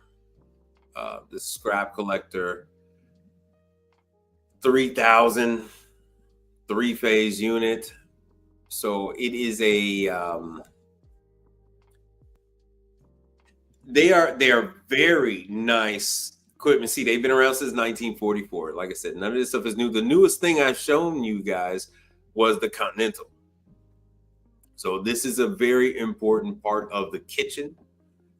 Without this, it adds a lot of drama. Adds a lot of drama to a kitchen when they do not have the it's made in the U.S. When they do not have the waste disposal, they have to then throw away the garbage. Without that, one person then can run the dish table, and then they can hold on one second. Let me swap this out. They can run that dish area. They can wash the dishes off, throw them in the dishwasher, and then stack them up when they come out and when they're done drying. Plates or a stack of trays, set them down in the flow of water, and that will kind of agitate and do a lot of the pre-rinsing for you. Then you use 2 hands and scrap out going through the water plume here. So you've got 2 hands to rack dishes with, not 1 hand on a pre-rinse spraying over your rack. Right. I'm a fan. If I understand you need to have a pre-rinse, I like to make it slightly inconvenient so that they can go down and use the pre-rinse when they've got to wash out a big pot. But when they're doing their plate scrapping, they use 2 hands instead of having 1 hand on the. So if you guys are not familiar, so this, you can't just put the dishes in the dishwasher. I don't care what Michael's sales team tells people. You must remove all the old food. And these garbage disposals will grind up bones, shells, all that kind of stuff. The only thing, like he said, they won't do is that they won't chew up the plastic. It'll mess up their machine. So other than that, silverware and plasticware, all organic stuff, it'll chew that stuff up and it goes down the drain. You don't have to scrap the dishes into a garbage bag. Pre-rinse. This will double your scrapping speed easily by being able to use 2 hands. A lot of people get hung up on how fast the dish machine is, and it can't keep up with who's loading it. So I don't want to hear about how fast the dish machine is if you put a rack in and then go stand on the other side and wait for it to come down. If you want to speed up your dish machine, make it full. This will speed things up. All right. So instead of a disposer, this is a Salvador collector. You can use these if you want composting. You can use it in areas where you can't have a disposer because of the plumbing regulations, or you can have it in a place where you just want to have less solid mass going down into your trash. So it's not quite like a pulper. You don't have to feed paper and cardboard in it. It doesn't produce a pulp. What it does is any soluble foods like breads that will dissolve in water go down the perforated basket. Any solid things like proteins, leafy greens, bones, those all stay behind. So you have a huge reduction, like with the other one. You take a stack of dishes, let them roll in there, and then your dish guy is racking with 2 hands, not 1 hand on a pre-rinse nozzle. Golf course. This also recirculates the water. I'll have the numbers wrong on this, but a couple of fresh gallons of water, a lot of recirculation, so you get a lot of volume without using all your fresh water coming through. Behind you, so it shows you can have the recirculation going into the tree. All you got to do is understand the model numbers. So with Salvador, the base unit is just a something 100. So 300 is a 3 horsepower. So pretty simple and straightforward on the base unit. So a Salvador model number will be a 300. The next letters after that 300 will either be a CA for a cone adapter, which is what you have in a prep sink, or an SA for a sink adapter, which is 90% of the orders that goes in a sink basin. The third number is the control panel, and its manual reverse start stop is an MRSS. ARSS is automatic reverse start stop. So even the control panel model numbers are pretty easy to figure out, and they are named to explain what they are. So horsepower. All right. So this is gonna. So this right here, obviously you can see it's a different screen. This is much more intuitive, right? AI integrated, voice activation, all that stuff like that. This is more like a cell phone, right? So if we wanted to change widgets, we wanted to move our screens around and get everything going. We wanted to make that burger smaller, that burger bigger. We wanted our library bigger. We could do anything like that. We can add pages, add widgets, whatever the case may be. Also with this, the digital ID, there is and I don't have my phone with me, but I basically have an account. So what this means is I can go to this oven here in Georgia, I can fly out to California tomorrow, and I can log into my oven out there. All of my recipes follow me, right? So it's every chef's individual, and we can also create to have other ones, as you can see in here, like mine's right here. So if I switch to this account, now I've got different products in here. These are all things that I've tested out and I've cooked, right? Compared to, let's say, Mark, who maybe has a totally different line. He's my pastry chef, let's say. So when I get off of work and I'm done using mine, he logs into his. Now he's got all of his stuff, right? Obviously for you guys, a little bit different. So we wouldn't worry about that so much. But let me go back into here to get this optical eye. Automatically adapt to the program. So if you have a steakhouse that likes to specific weight. Same thing as the multi-time, but here, get back out of there. Personal, optic cooking, start. Another thing with this, as we're cooking products, it's gonna ask, did this come out the way you like? Is it dark enough? Right, the grill mark strong enough? If you don't like it, you let it know. No, this is not what I want. This is what I want. It's gonna cook. It's gonna learn that next time you cook. Hey, was this good? Did this come out right? No, I need this. Until you say yes, this is good, then it will say, right? It's always asking so it can better itself. But obviously with our new added feature, the optical eye, we could train the oven to scan. Right now it's green. As I put this in, it turns blue and it's reading. The camera read the product. Wow. Interesting. This is the only model that has that, right? Correct. So we've got a 6. This is the half size. We have a full size, so a 6 and a 10 half size, and a 6 and a 10 full size. Okay, no, hold tight. One second. Ready to go open that door. Yeah. Yes. Come on, Brittany. Yeah. Yes, they're always breaking the doors doing that. Nice. Much better. I mean, this door, the next step. All right. Also, if we need to load everything in there as well, it doesn't matter. It will read where you're putting it. It will read what you're putting in there. Nice. And it will automatically set a timer with the programs that you have saved in there. So as our staff is not what it used to be at one time, right? Right. We don't have to worry about, did I do this right? Did I put maybe I'll put 5 minutes, but you're going to put 7 minutes, right? We want consistency. So it's all saved in there. We don't have to push anything anymore. We just got to load the food. So and it automatically like sets the this timer. is causing customers to 15 or upgrade. 20? 15. So it's 15 and it's loaded with kind of some basics, but So this is causing customers to pitch their old equipment and go with something like this, where even if they're using a set programming for temperatures and things like that, the machine using AI machine learning is adjusting the cooking of the product due to, you know, other environmental issues. So it is going to deliver that the temperature and the look that the customer wants. Ultimately, you teach it your product. So when you put your product in, it'll recognize that, and then you put in your product, and then it also compensates for how many are on the pan. Correct. So it's not. Yeah, because it's going to ask you. So when you're teaching it, you're putting in on the top one. You're putting it on every level, right? So it learns, and then it asks you to move the food around, because everybody's not going to lay out their buns perfectly every single time. One's going to be over here. One might be also made irregularly. French fries maybe piled up on one side. So you change things around. When they're doing their demos, like those potato gratins, they are like cutting them in irregular to show, right? It needs to learn, because it's not going to be consistent, right? We all wish it would be, but the staff is not going to always put everything on the pan the way we want it, or the same every single time. The AI piece proprietary? Yes. The optical eye is. Yes. Yes. Does this oven have FaceTime for? Yep.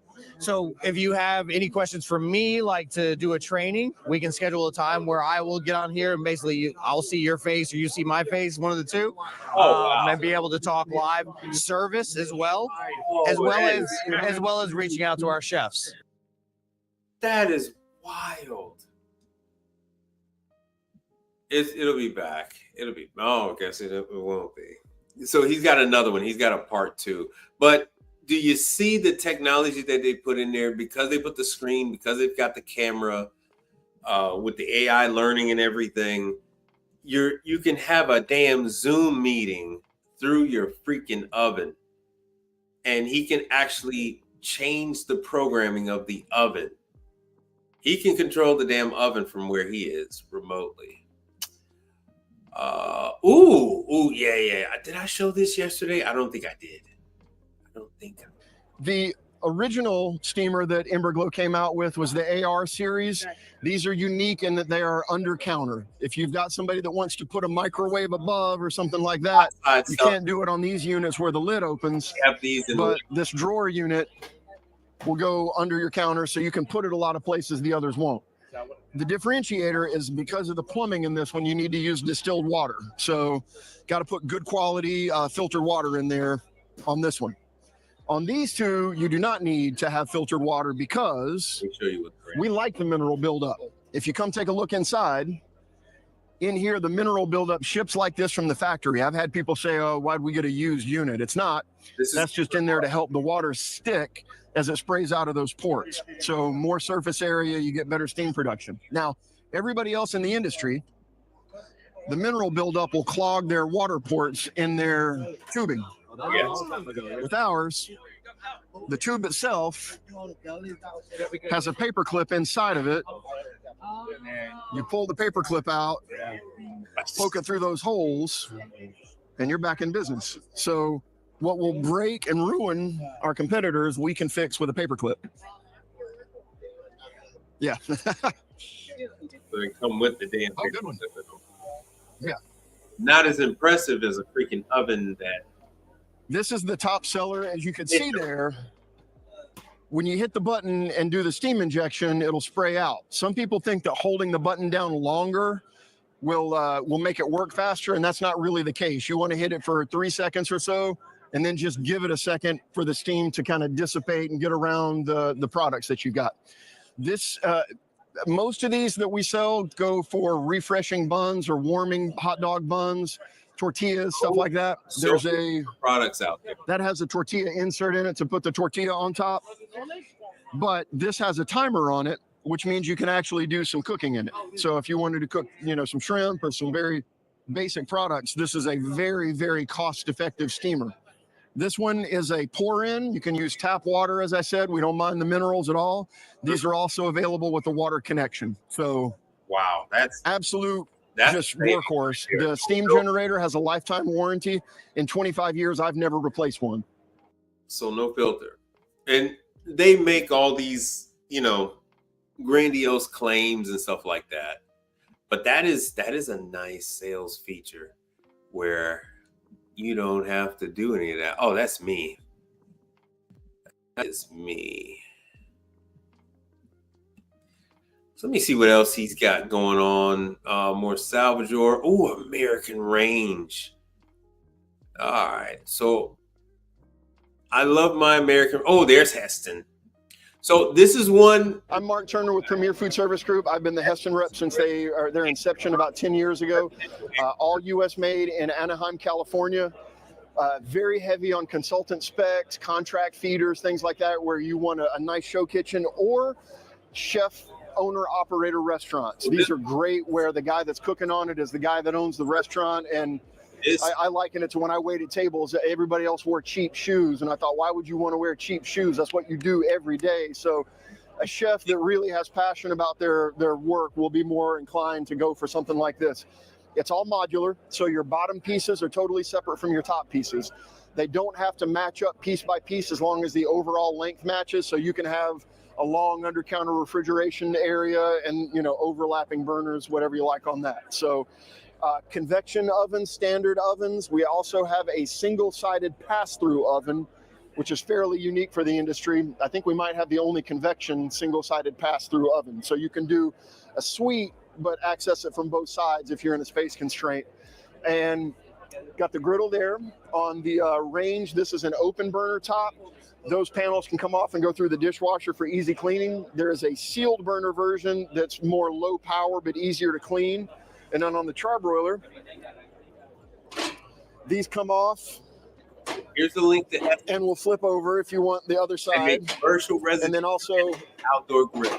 There's a cantilever to this, so you can raise that up and have different heights with everything. So you can have rear manifold gas, front manifold gas, whichever you prefer. So if a chef comes in a couple of years later and says, I don't use the griddle, I want something else, easy to take one piece out and put another one in. So great company. Thomas Keller from the French Laundry was one of the designers that helps them flesh out what a high-end chef needs. And I'll guarantee you, if you were talking with any chef, they will know who Thomas Keller is. So feel free to name drop that one. We've gotten quite a few referrals from Thomas Keller employees and Thomas Keller disciples. So there is a tab on the website that's existing projects. I like sending that link to customers, and they can kind of look through and go, oh, I like that green one with the brass handles. You kind of use that as a basis to build out whatever they like. But great company. Give us a look if you need anything. Oh, there we go. Walk in. Hey, Giancarlo here, Mr. Manufacturing. All right, we're going to talk about. This is a Cuban father and son. Their AmeriCooler is based out of Miami. This little drop box real quick. This is a prototype of a prototype. You've all been in a car show and there's usually a concept car. Well, this is our little concept car, right? So you can see it's kind of like built to last. It's got the little casters on the bottom. It's got, the structure, like the original idea behind this was like a drop box, like disaster happens or you want to open a chain really quickly, you get this thing off the trailer, you plug it in and you're good to go. Yep. So just real quickly here, you got the ramp on the inside. We even were able to engineer the condensing unit in that nice little corner, which is something I don't think I've ever seen done, by the way. And we hook up the evaporator and everything. So the engineering team really crushed it on this one. We can also see on the inside here a little bit the NSF on the roof and on the walls and on the floor. That's kind of a brand new NSF thing that we're trying out. The cove corners there? Yeah, little cove corners. And hey, that's pretty much it on this one. And we got a bunch of other things. But hey, thanks so much. All right, let me show you another. He's got this sliding door. He's the only one that has this freaking sliding door. Let me go and show it to you. He's the only one that's got this. This is impressive. This is very impressive, this freaking sliding door. Let's go through. Oh, I got to show the Crestcore stuff. Let me show you this one real quick, and then I'm going to show you this.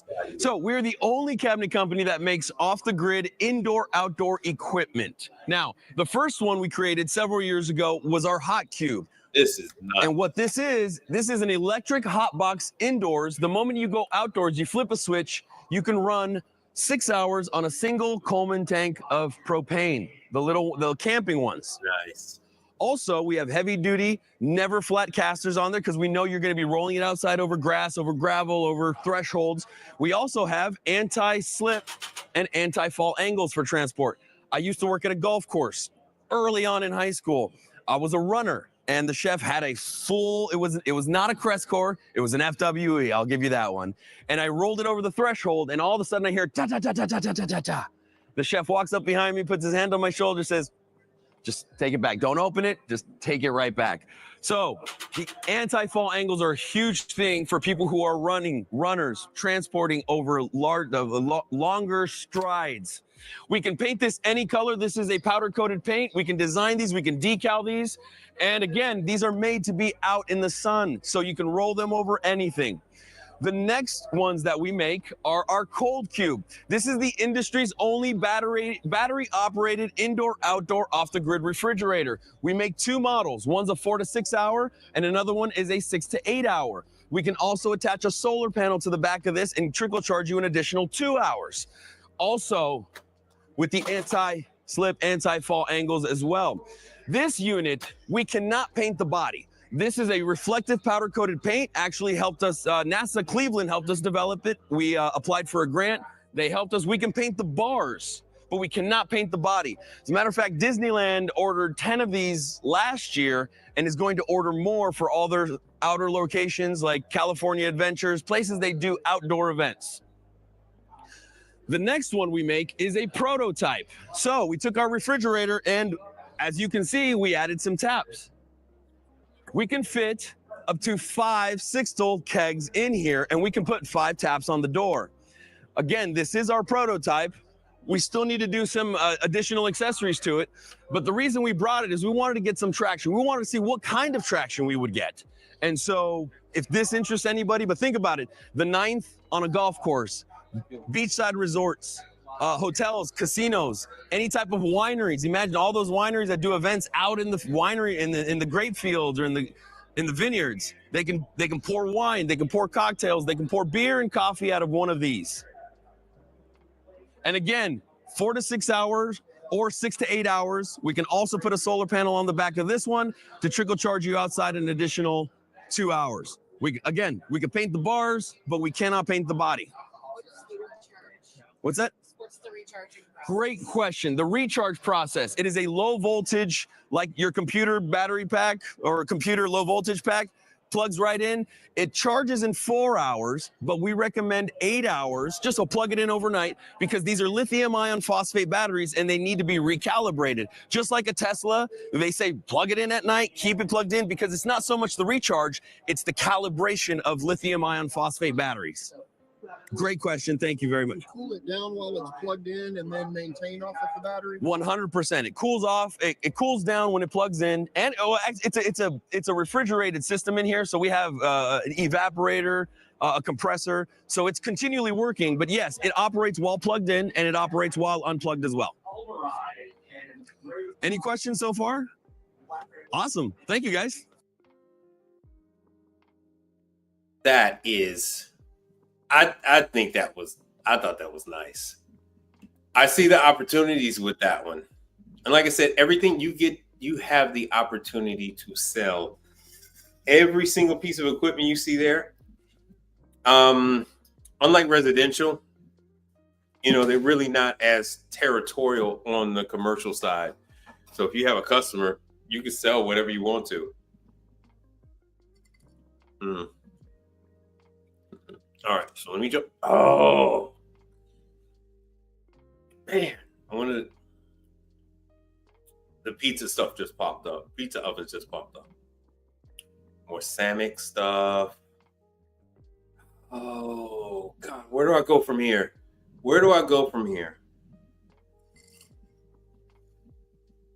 This is the Emberglow electric charbroiler, and electric charbroilers are not an everyday thing, but as different areas around the country are moving away from gas and into all electric, I think the frequency of requests for this is going to increase. They're on cruise ships all over the place, yachts. They're on jets. There's a rumor there was one on Air Force One. But with most electric charbroilers, you've got a heating element and then an air gap and then the grates on top. With Emberglow, the heating element is recessed into the cast iron cooking grate. So you're effectively cooking on the heating element. So you've got instant recovery. You don't get flare-ups because nothing's dripping down onto the heating elements below. So just a very, very solid, simple way to get excellent performance in a product series that some people don't think it's possible to get good. Like, people will avoid a charbroiler because they don't think you can get a good electric one. And here you definitely can. And a guy asked me today, why is there a unit called a salamander?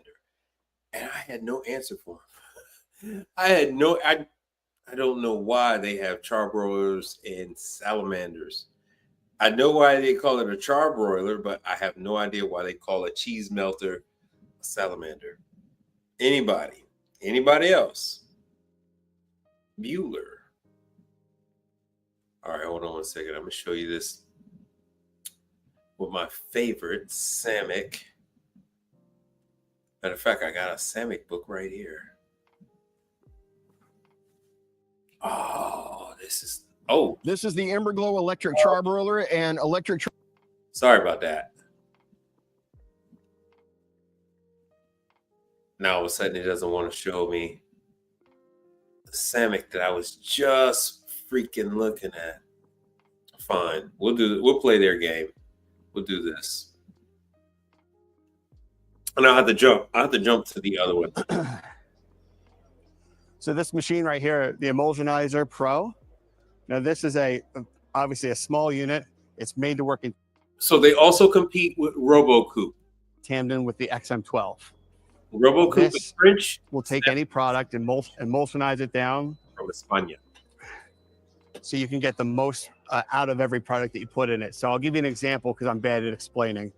Yesterday, they had vacuum sealed packs of coffee beans, pecans, and a couple other things. They were taking those and putting them in your whole peanuts with the shell, everything shell on. Putting it in there, pouring hot water in. Actually, it's on the screen right now. Pouring the hot water in there, and then using the XM12, grinding it all down. Now, inside here, it has really small micro holes. And the bottom, you have options for different discs for the particle size that you want to allow into the final product. So as you're blending down your peanuts or whatever you're using, you're getting all the essential oils out of it and everything you can, and it's automatically turning it into either a coulis or a sauce or a soup that you're looking for. And you have the optional beater here, so you're going to put that in there to really get out all your flavor.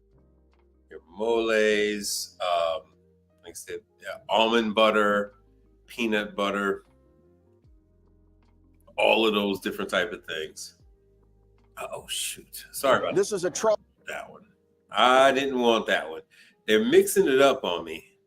I wanted to show you the RoboCoupe that they have. I mean, I'm sorry, the stick blender that they got. Let me see how many of you guys with me. Any particular direction you guys want me to go into? Since it's giving me such a hard time, we are going to go with the. I want to show you because I might wind down. There we go.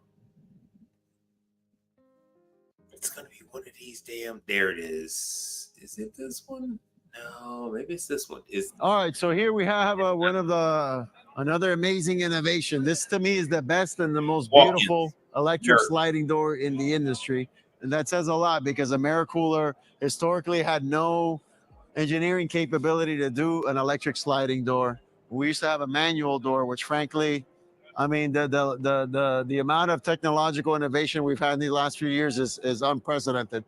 So anyways, here you have the door. You just press the button. It opens and closes on its own. It's all beautiful, like European level hardware that no one else has. No one else has this. So very proud of everything that our engineering team has accomplished inside here. You got the ramp, you got the stainless steel, you got this nice little hatch up there. You know, that's so you can do maintenance and all these other things, get up on the roof really easily. It's got the hydraulics on it. And I think that's pretty much it. This is nice. That is really nice. All right, let me see here. We have been on and we have been at this for over 2 hours. There's a Michael water softener. You saw the dishwasher. From Michael, you saw the AI ovens that are freaking cooking your food for you. I'm Michael Borgia. I am the new sales account manager East for American Range. We're happy to be here. It's my second week. Welcome. But yeah, thank you. All right, so we'll get into some of the new stuff. Countertop equipment. Main thing here that you're seeing new is the new condiment rail. So we have a condiment rail that you can add as an accessory after the fact. This will be open, fits 9 size pans, either 2 or 4 inches deep. On the equipment itself, some new features are the recessed legs. They beefed up the legs and they're recessed so they can fit on any standard. They're coming up with all these new innovations because they are owned by Hatco now. So they got a lot of money backing them. There was a the gentleman that used to own American Range, he sold it. So now American Range is off to a new level. And I'm all for it. Refrigerated cabinet base. The actually bases themselves are made by our sister company Ovention. Very heavy duty, designed to hold a 3-stack conveyor oven. So plenty of weight capacity there. And casters come standard and they are NSF rated, which is unique to those.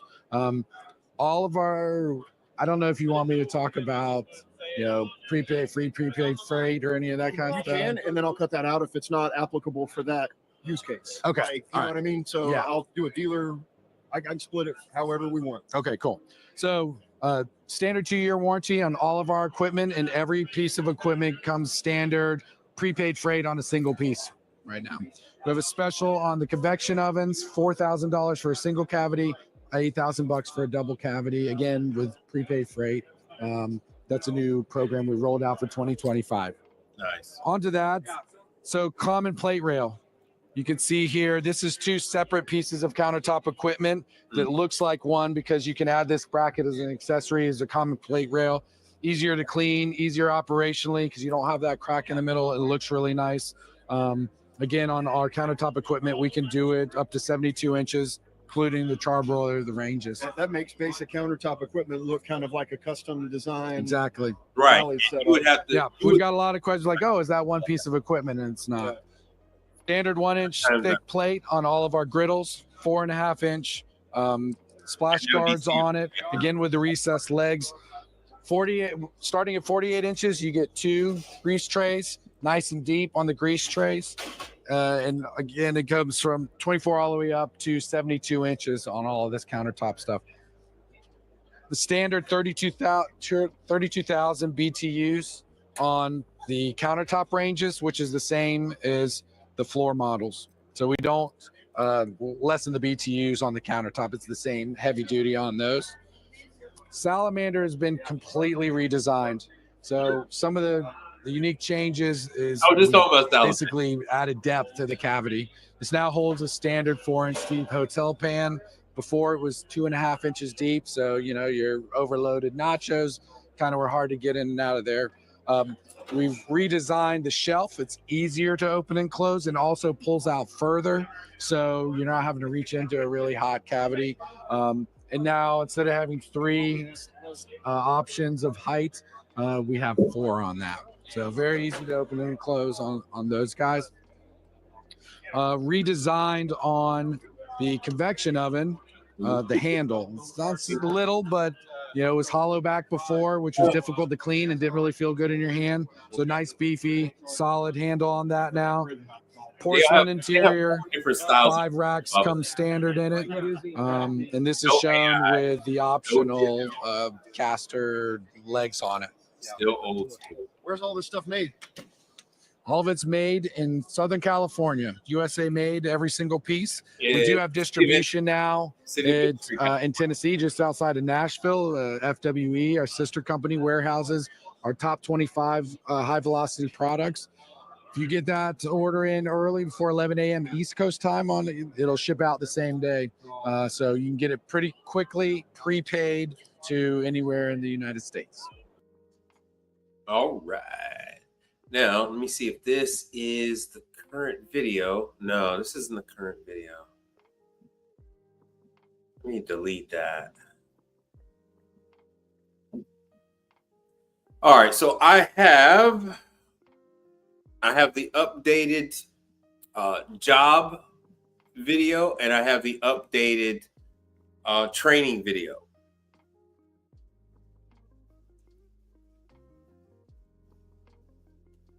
I don't know why it's not on there. So I'll go through some of this with you, since it's the first time I'm showing a new one. So when talking with you guys, found that found the freaking Electro Freeze. So Electro Freeze has, hold on one second, let me pause this. Electro Freeze is, one of the brands for Dairy Queen. Dairy Queen was actually created using Electro Freeze. Yeah.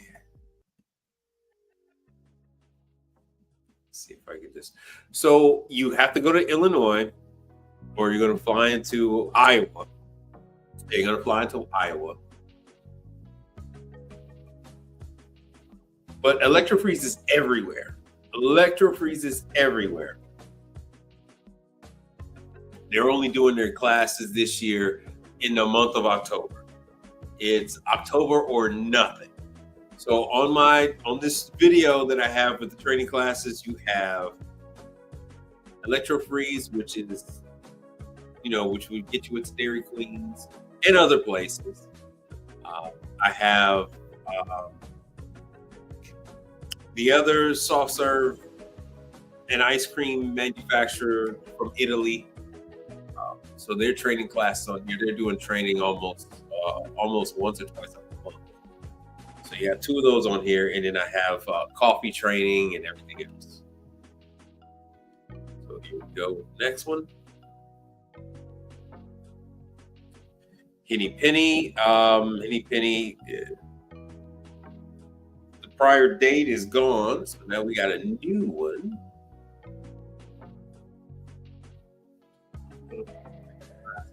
My glasses. So here's the dates. I'm going to make it larger. The closer we get to the dates on the new classes, I'll make it larger. But in order for you to go to those classes, you have to be authorized anyway to get it. Uh-oh, sorry about that. Let me go back to the drill. So the training is based on what city you live in.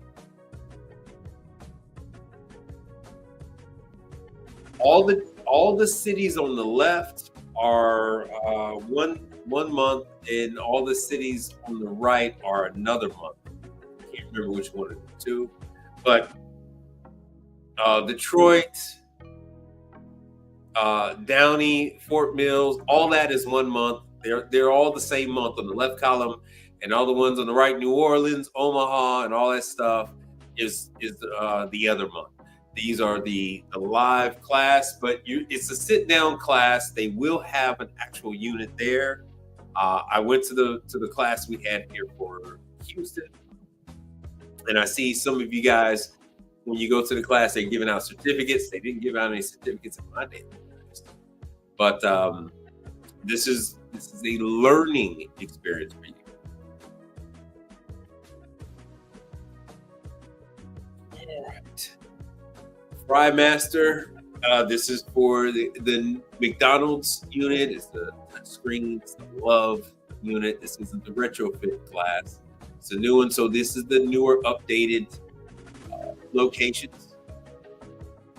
And here is your dishwasher. So I got a couple of dishwasher stuff. I have to add Myco on the list. I keep forgetting to add Myco. But here's the next dishwasher for the Champion. This is for walk-in. This is Micromatic. They're going to teach you how to work on walk-ins, how to deal with not just the walk-ins, but also beer. And then, of course, you got your Manitowoc classes.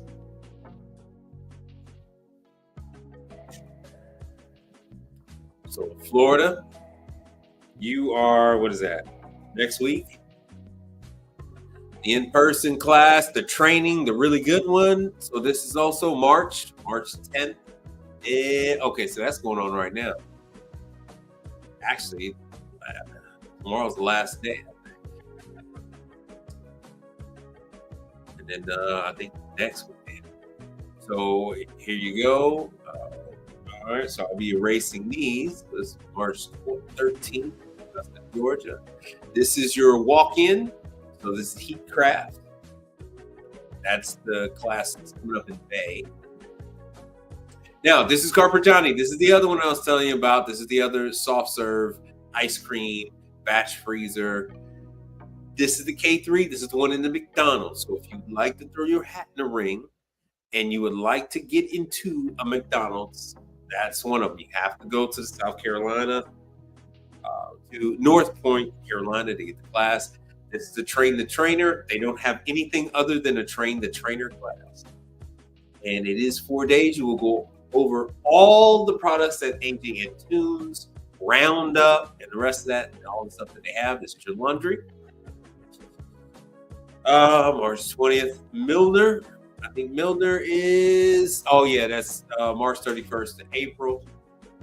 So that is very similar to that washer that I showed you guys. Matter of fact, yeah, it is. It's a washer very similar to the one I have. That Unimac is the competitor to Milner. Here's Alto Sham. One of the guys on YouTube did an interview. They spoke very highly of Sandor. I've known Sandor for 13, 14 years. No, probably 15. Known Sandor probably about 15 years. Here's the Bun upcoming class. Downstate Illinois, South Carolina, and Vegas. More Starbucks stuff. This is Bun. It's not just going to be strictly Starbucks, but this would get you in the door with your local Starbucks satellite locations. Ones that are in an office building, ones that, in the airport, that type of thing. Oshizaki classes that are coming up. So today was the last day on that one. You got some more next week. Nordon's is next week. Fetco. Once again, this is more Fetco and Bun that'll get you into hotels as well. Coffee is everywhere. So anywhere they have regular coffee, that's where you're going to find Bun and Fetco. Oh, I gotta delete that. One too. Scotsman, that is passed now. That slipped by. So this is done. That's also March 12th. All right, I'll get those. There's 13th. That was for today. I did release the same video on Instagram and a couple other on YouTube. So next month you have your compressor teardowns. Next week, Colorado Springs, Colorado. Fort Collins, Colorado. It's also Wichita. What's up? So that was today. So I'll need to delete that. And as soon as they come out, let me pause this. As soon as Creators comes out with some dates, I don't know what happened with last year. They had in-person training last year. I don't know if the classes were attended, but if you're watching, if you do put out some dates, I will present it to the people. If there is, if you do come out with anything, hopefully, relatively soon, and we don't just pile it up all at the end of the year. The last stuff was like November, December, so hopefully they do some. And it's not just the summertime. But Creators, you'd have to go to Chicago.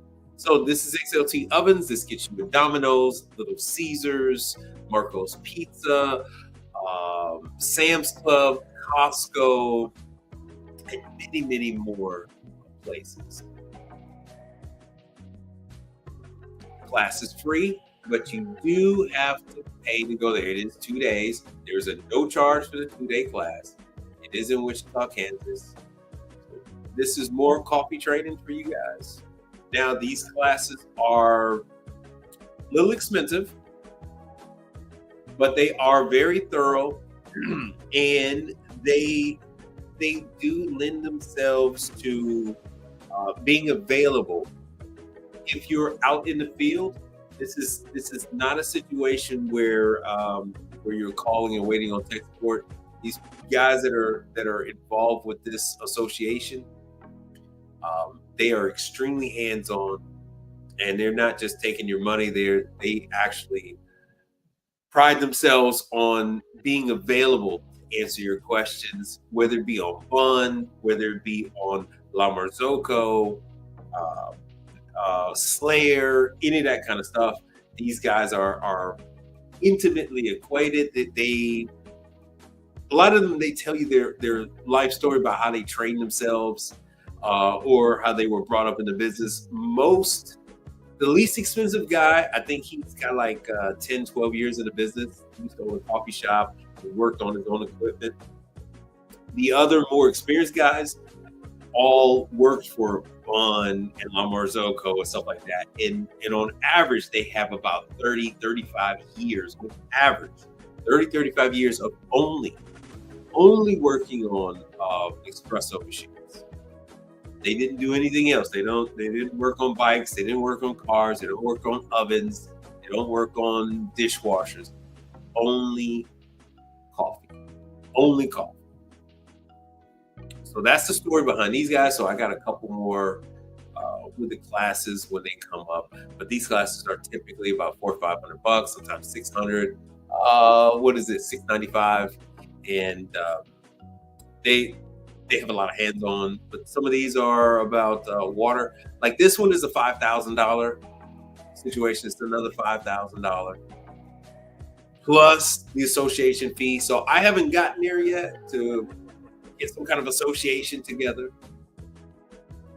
There's something later on down the road. Do not have enough people to really get the association going.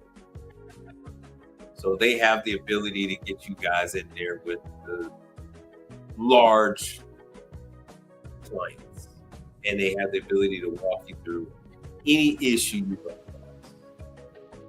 So that was it. That was the training video, and this is what I put out periodically, and at the end, or always at the end of my videos.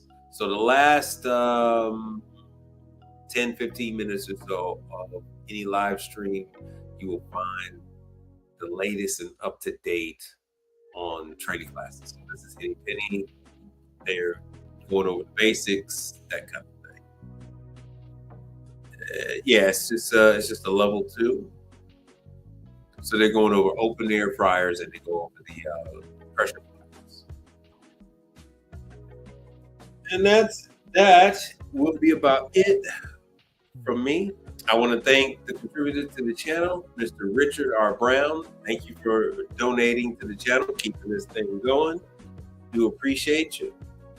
Matter of fact, let me hold on a second. We'll do this one. You can do it! You can do it! You can do it! You can do it! You can do it! Launched its McValue menu in January. Dairy Queen and Subway are also offering $7 deals. Even the dine-in restaurant Outback Steakhouse came out with a $15 3-course meal. The best strategy for restaurants right now is to convince consumers that they're getting a really good value for the money. And despite the value wars ramping up, Experts say Taco Bell may hold the secret to success, with the company announcing sales are expected to increase 8% in the first quarter, expanding new food items on top of its Cravings value menu. What tends to win in a market like this is brands that are able to offer value without just reducing prices. Your tone is quasi-facetious, but you do not realize that Taco Bell was the only restaurant to survive the franchise wars. So? Now all restaurants are Taco Bell.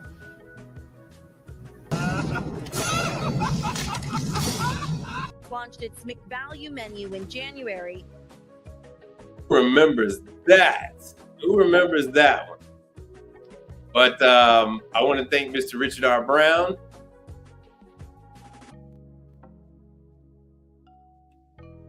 Thanks for the dough.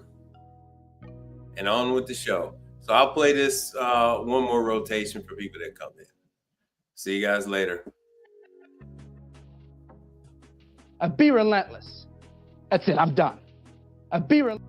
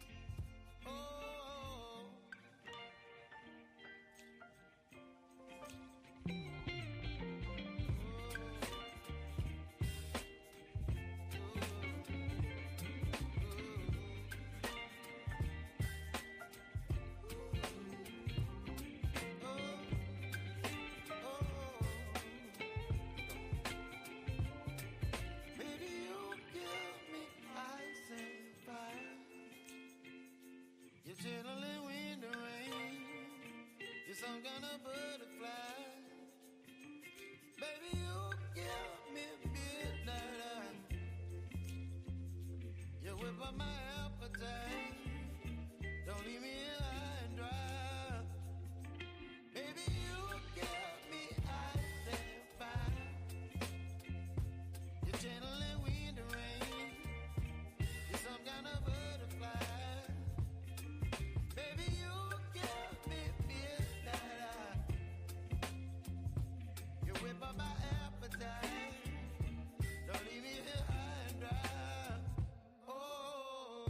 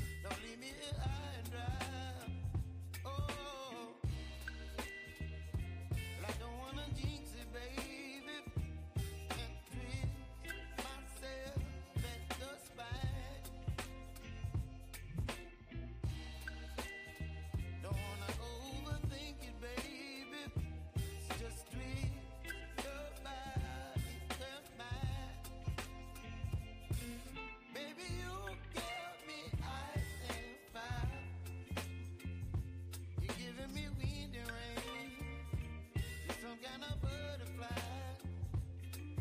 Baby, you give me midnight. You whip up my appetite. Don't leave me here high and dry. Oh, but I don't wanna jinx it, baby. Let's not get ahead of my time. Oh, but I don't wanna miss you, baby. So I stand up and speak my mind. Oh.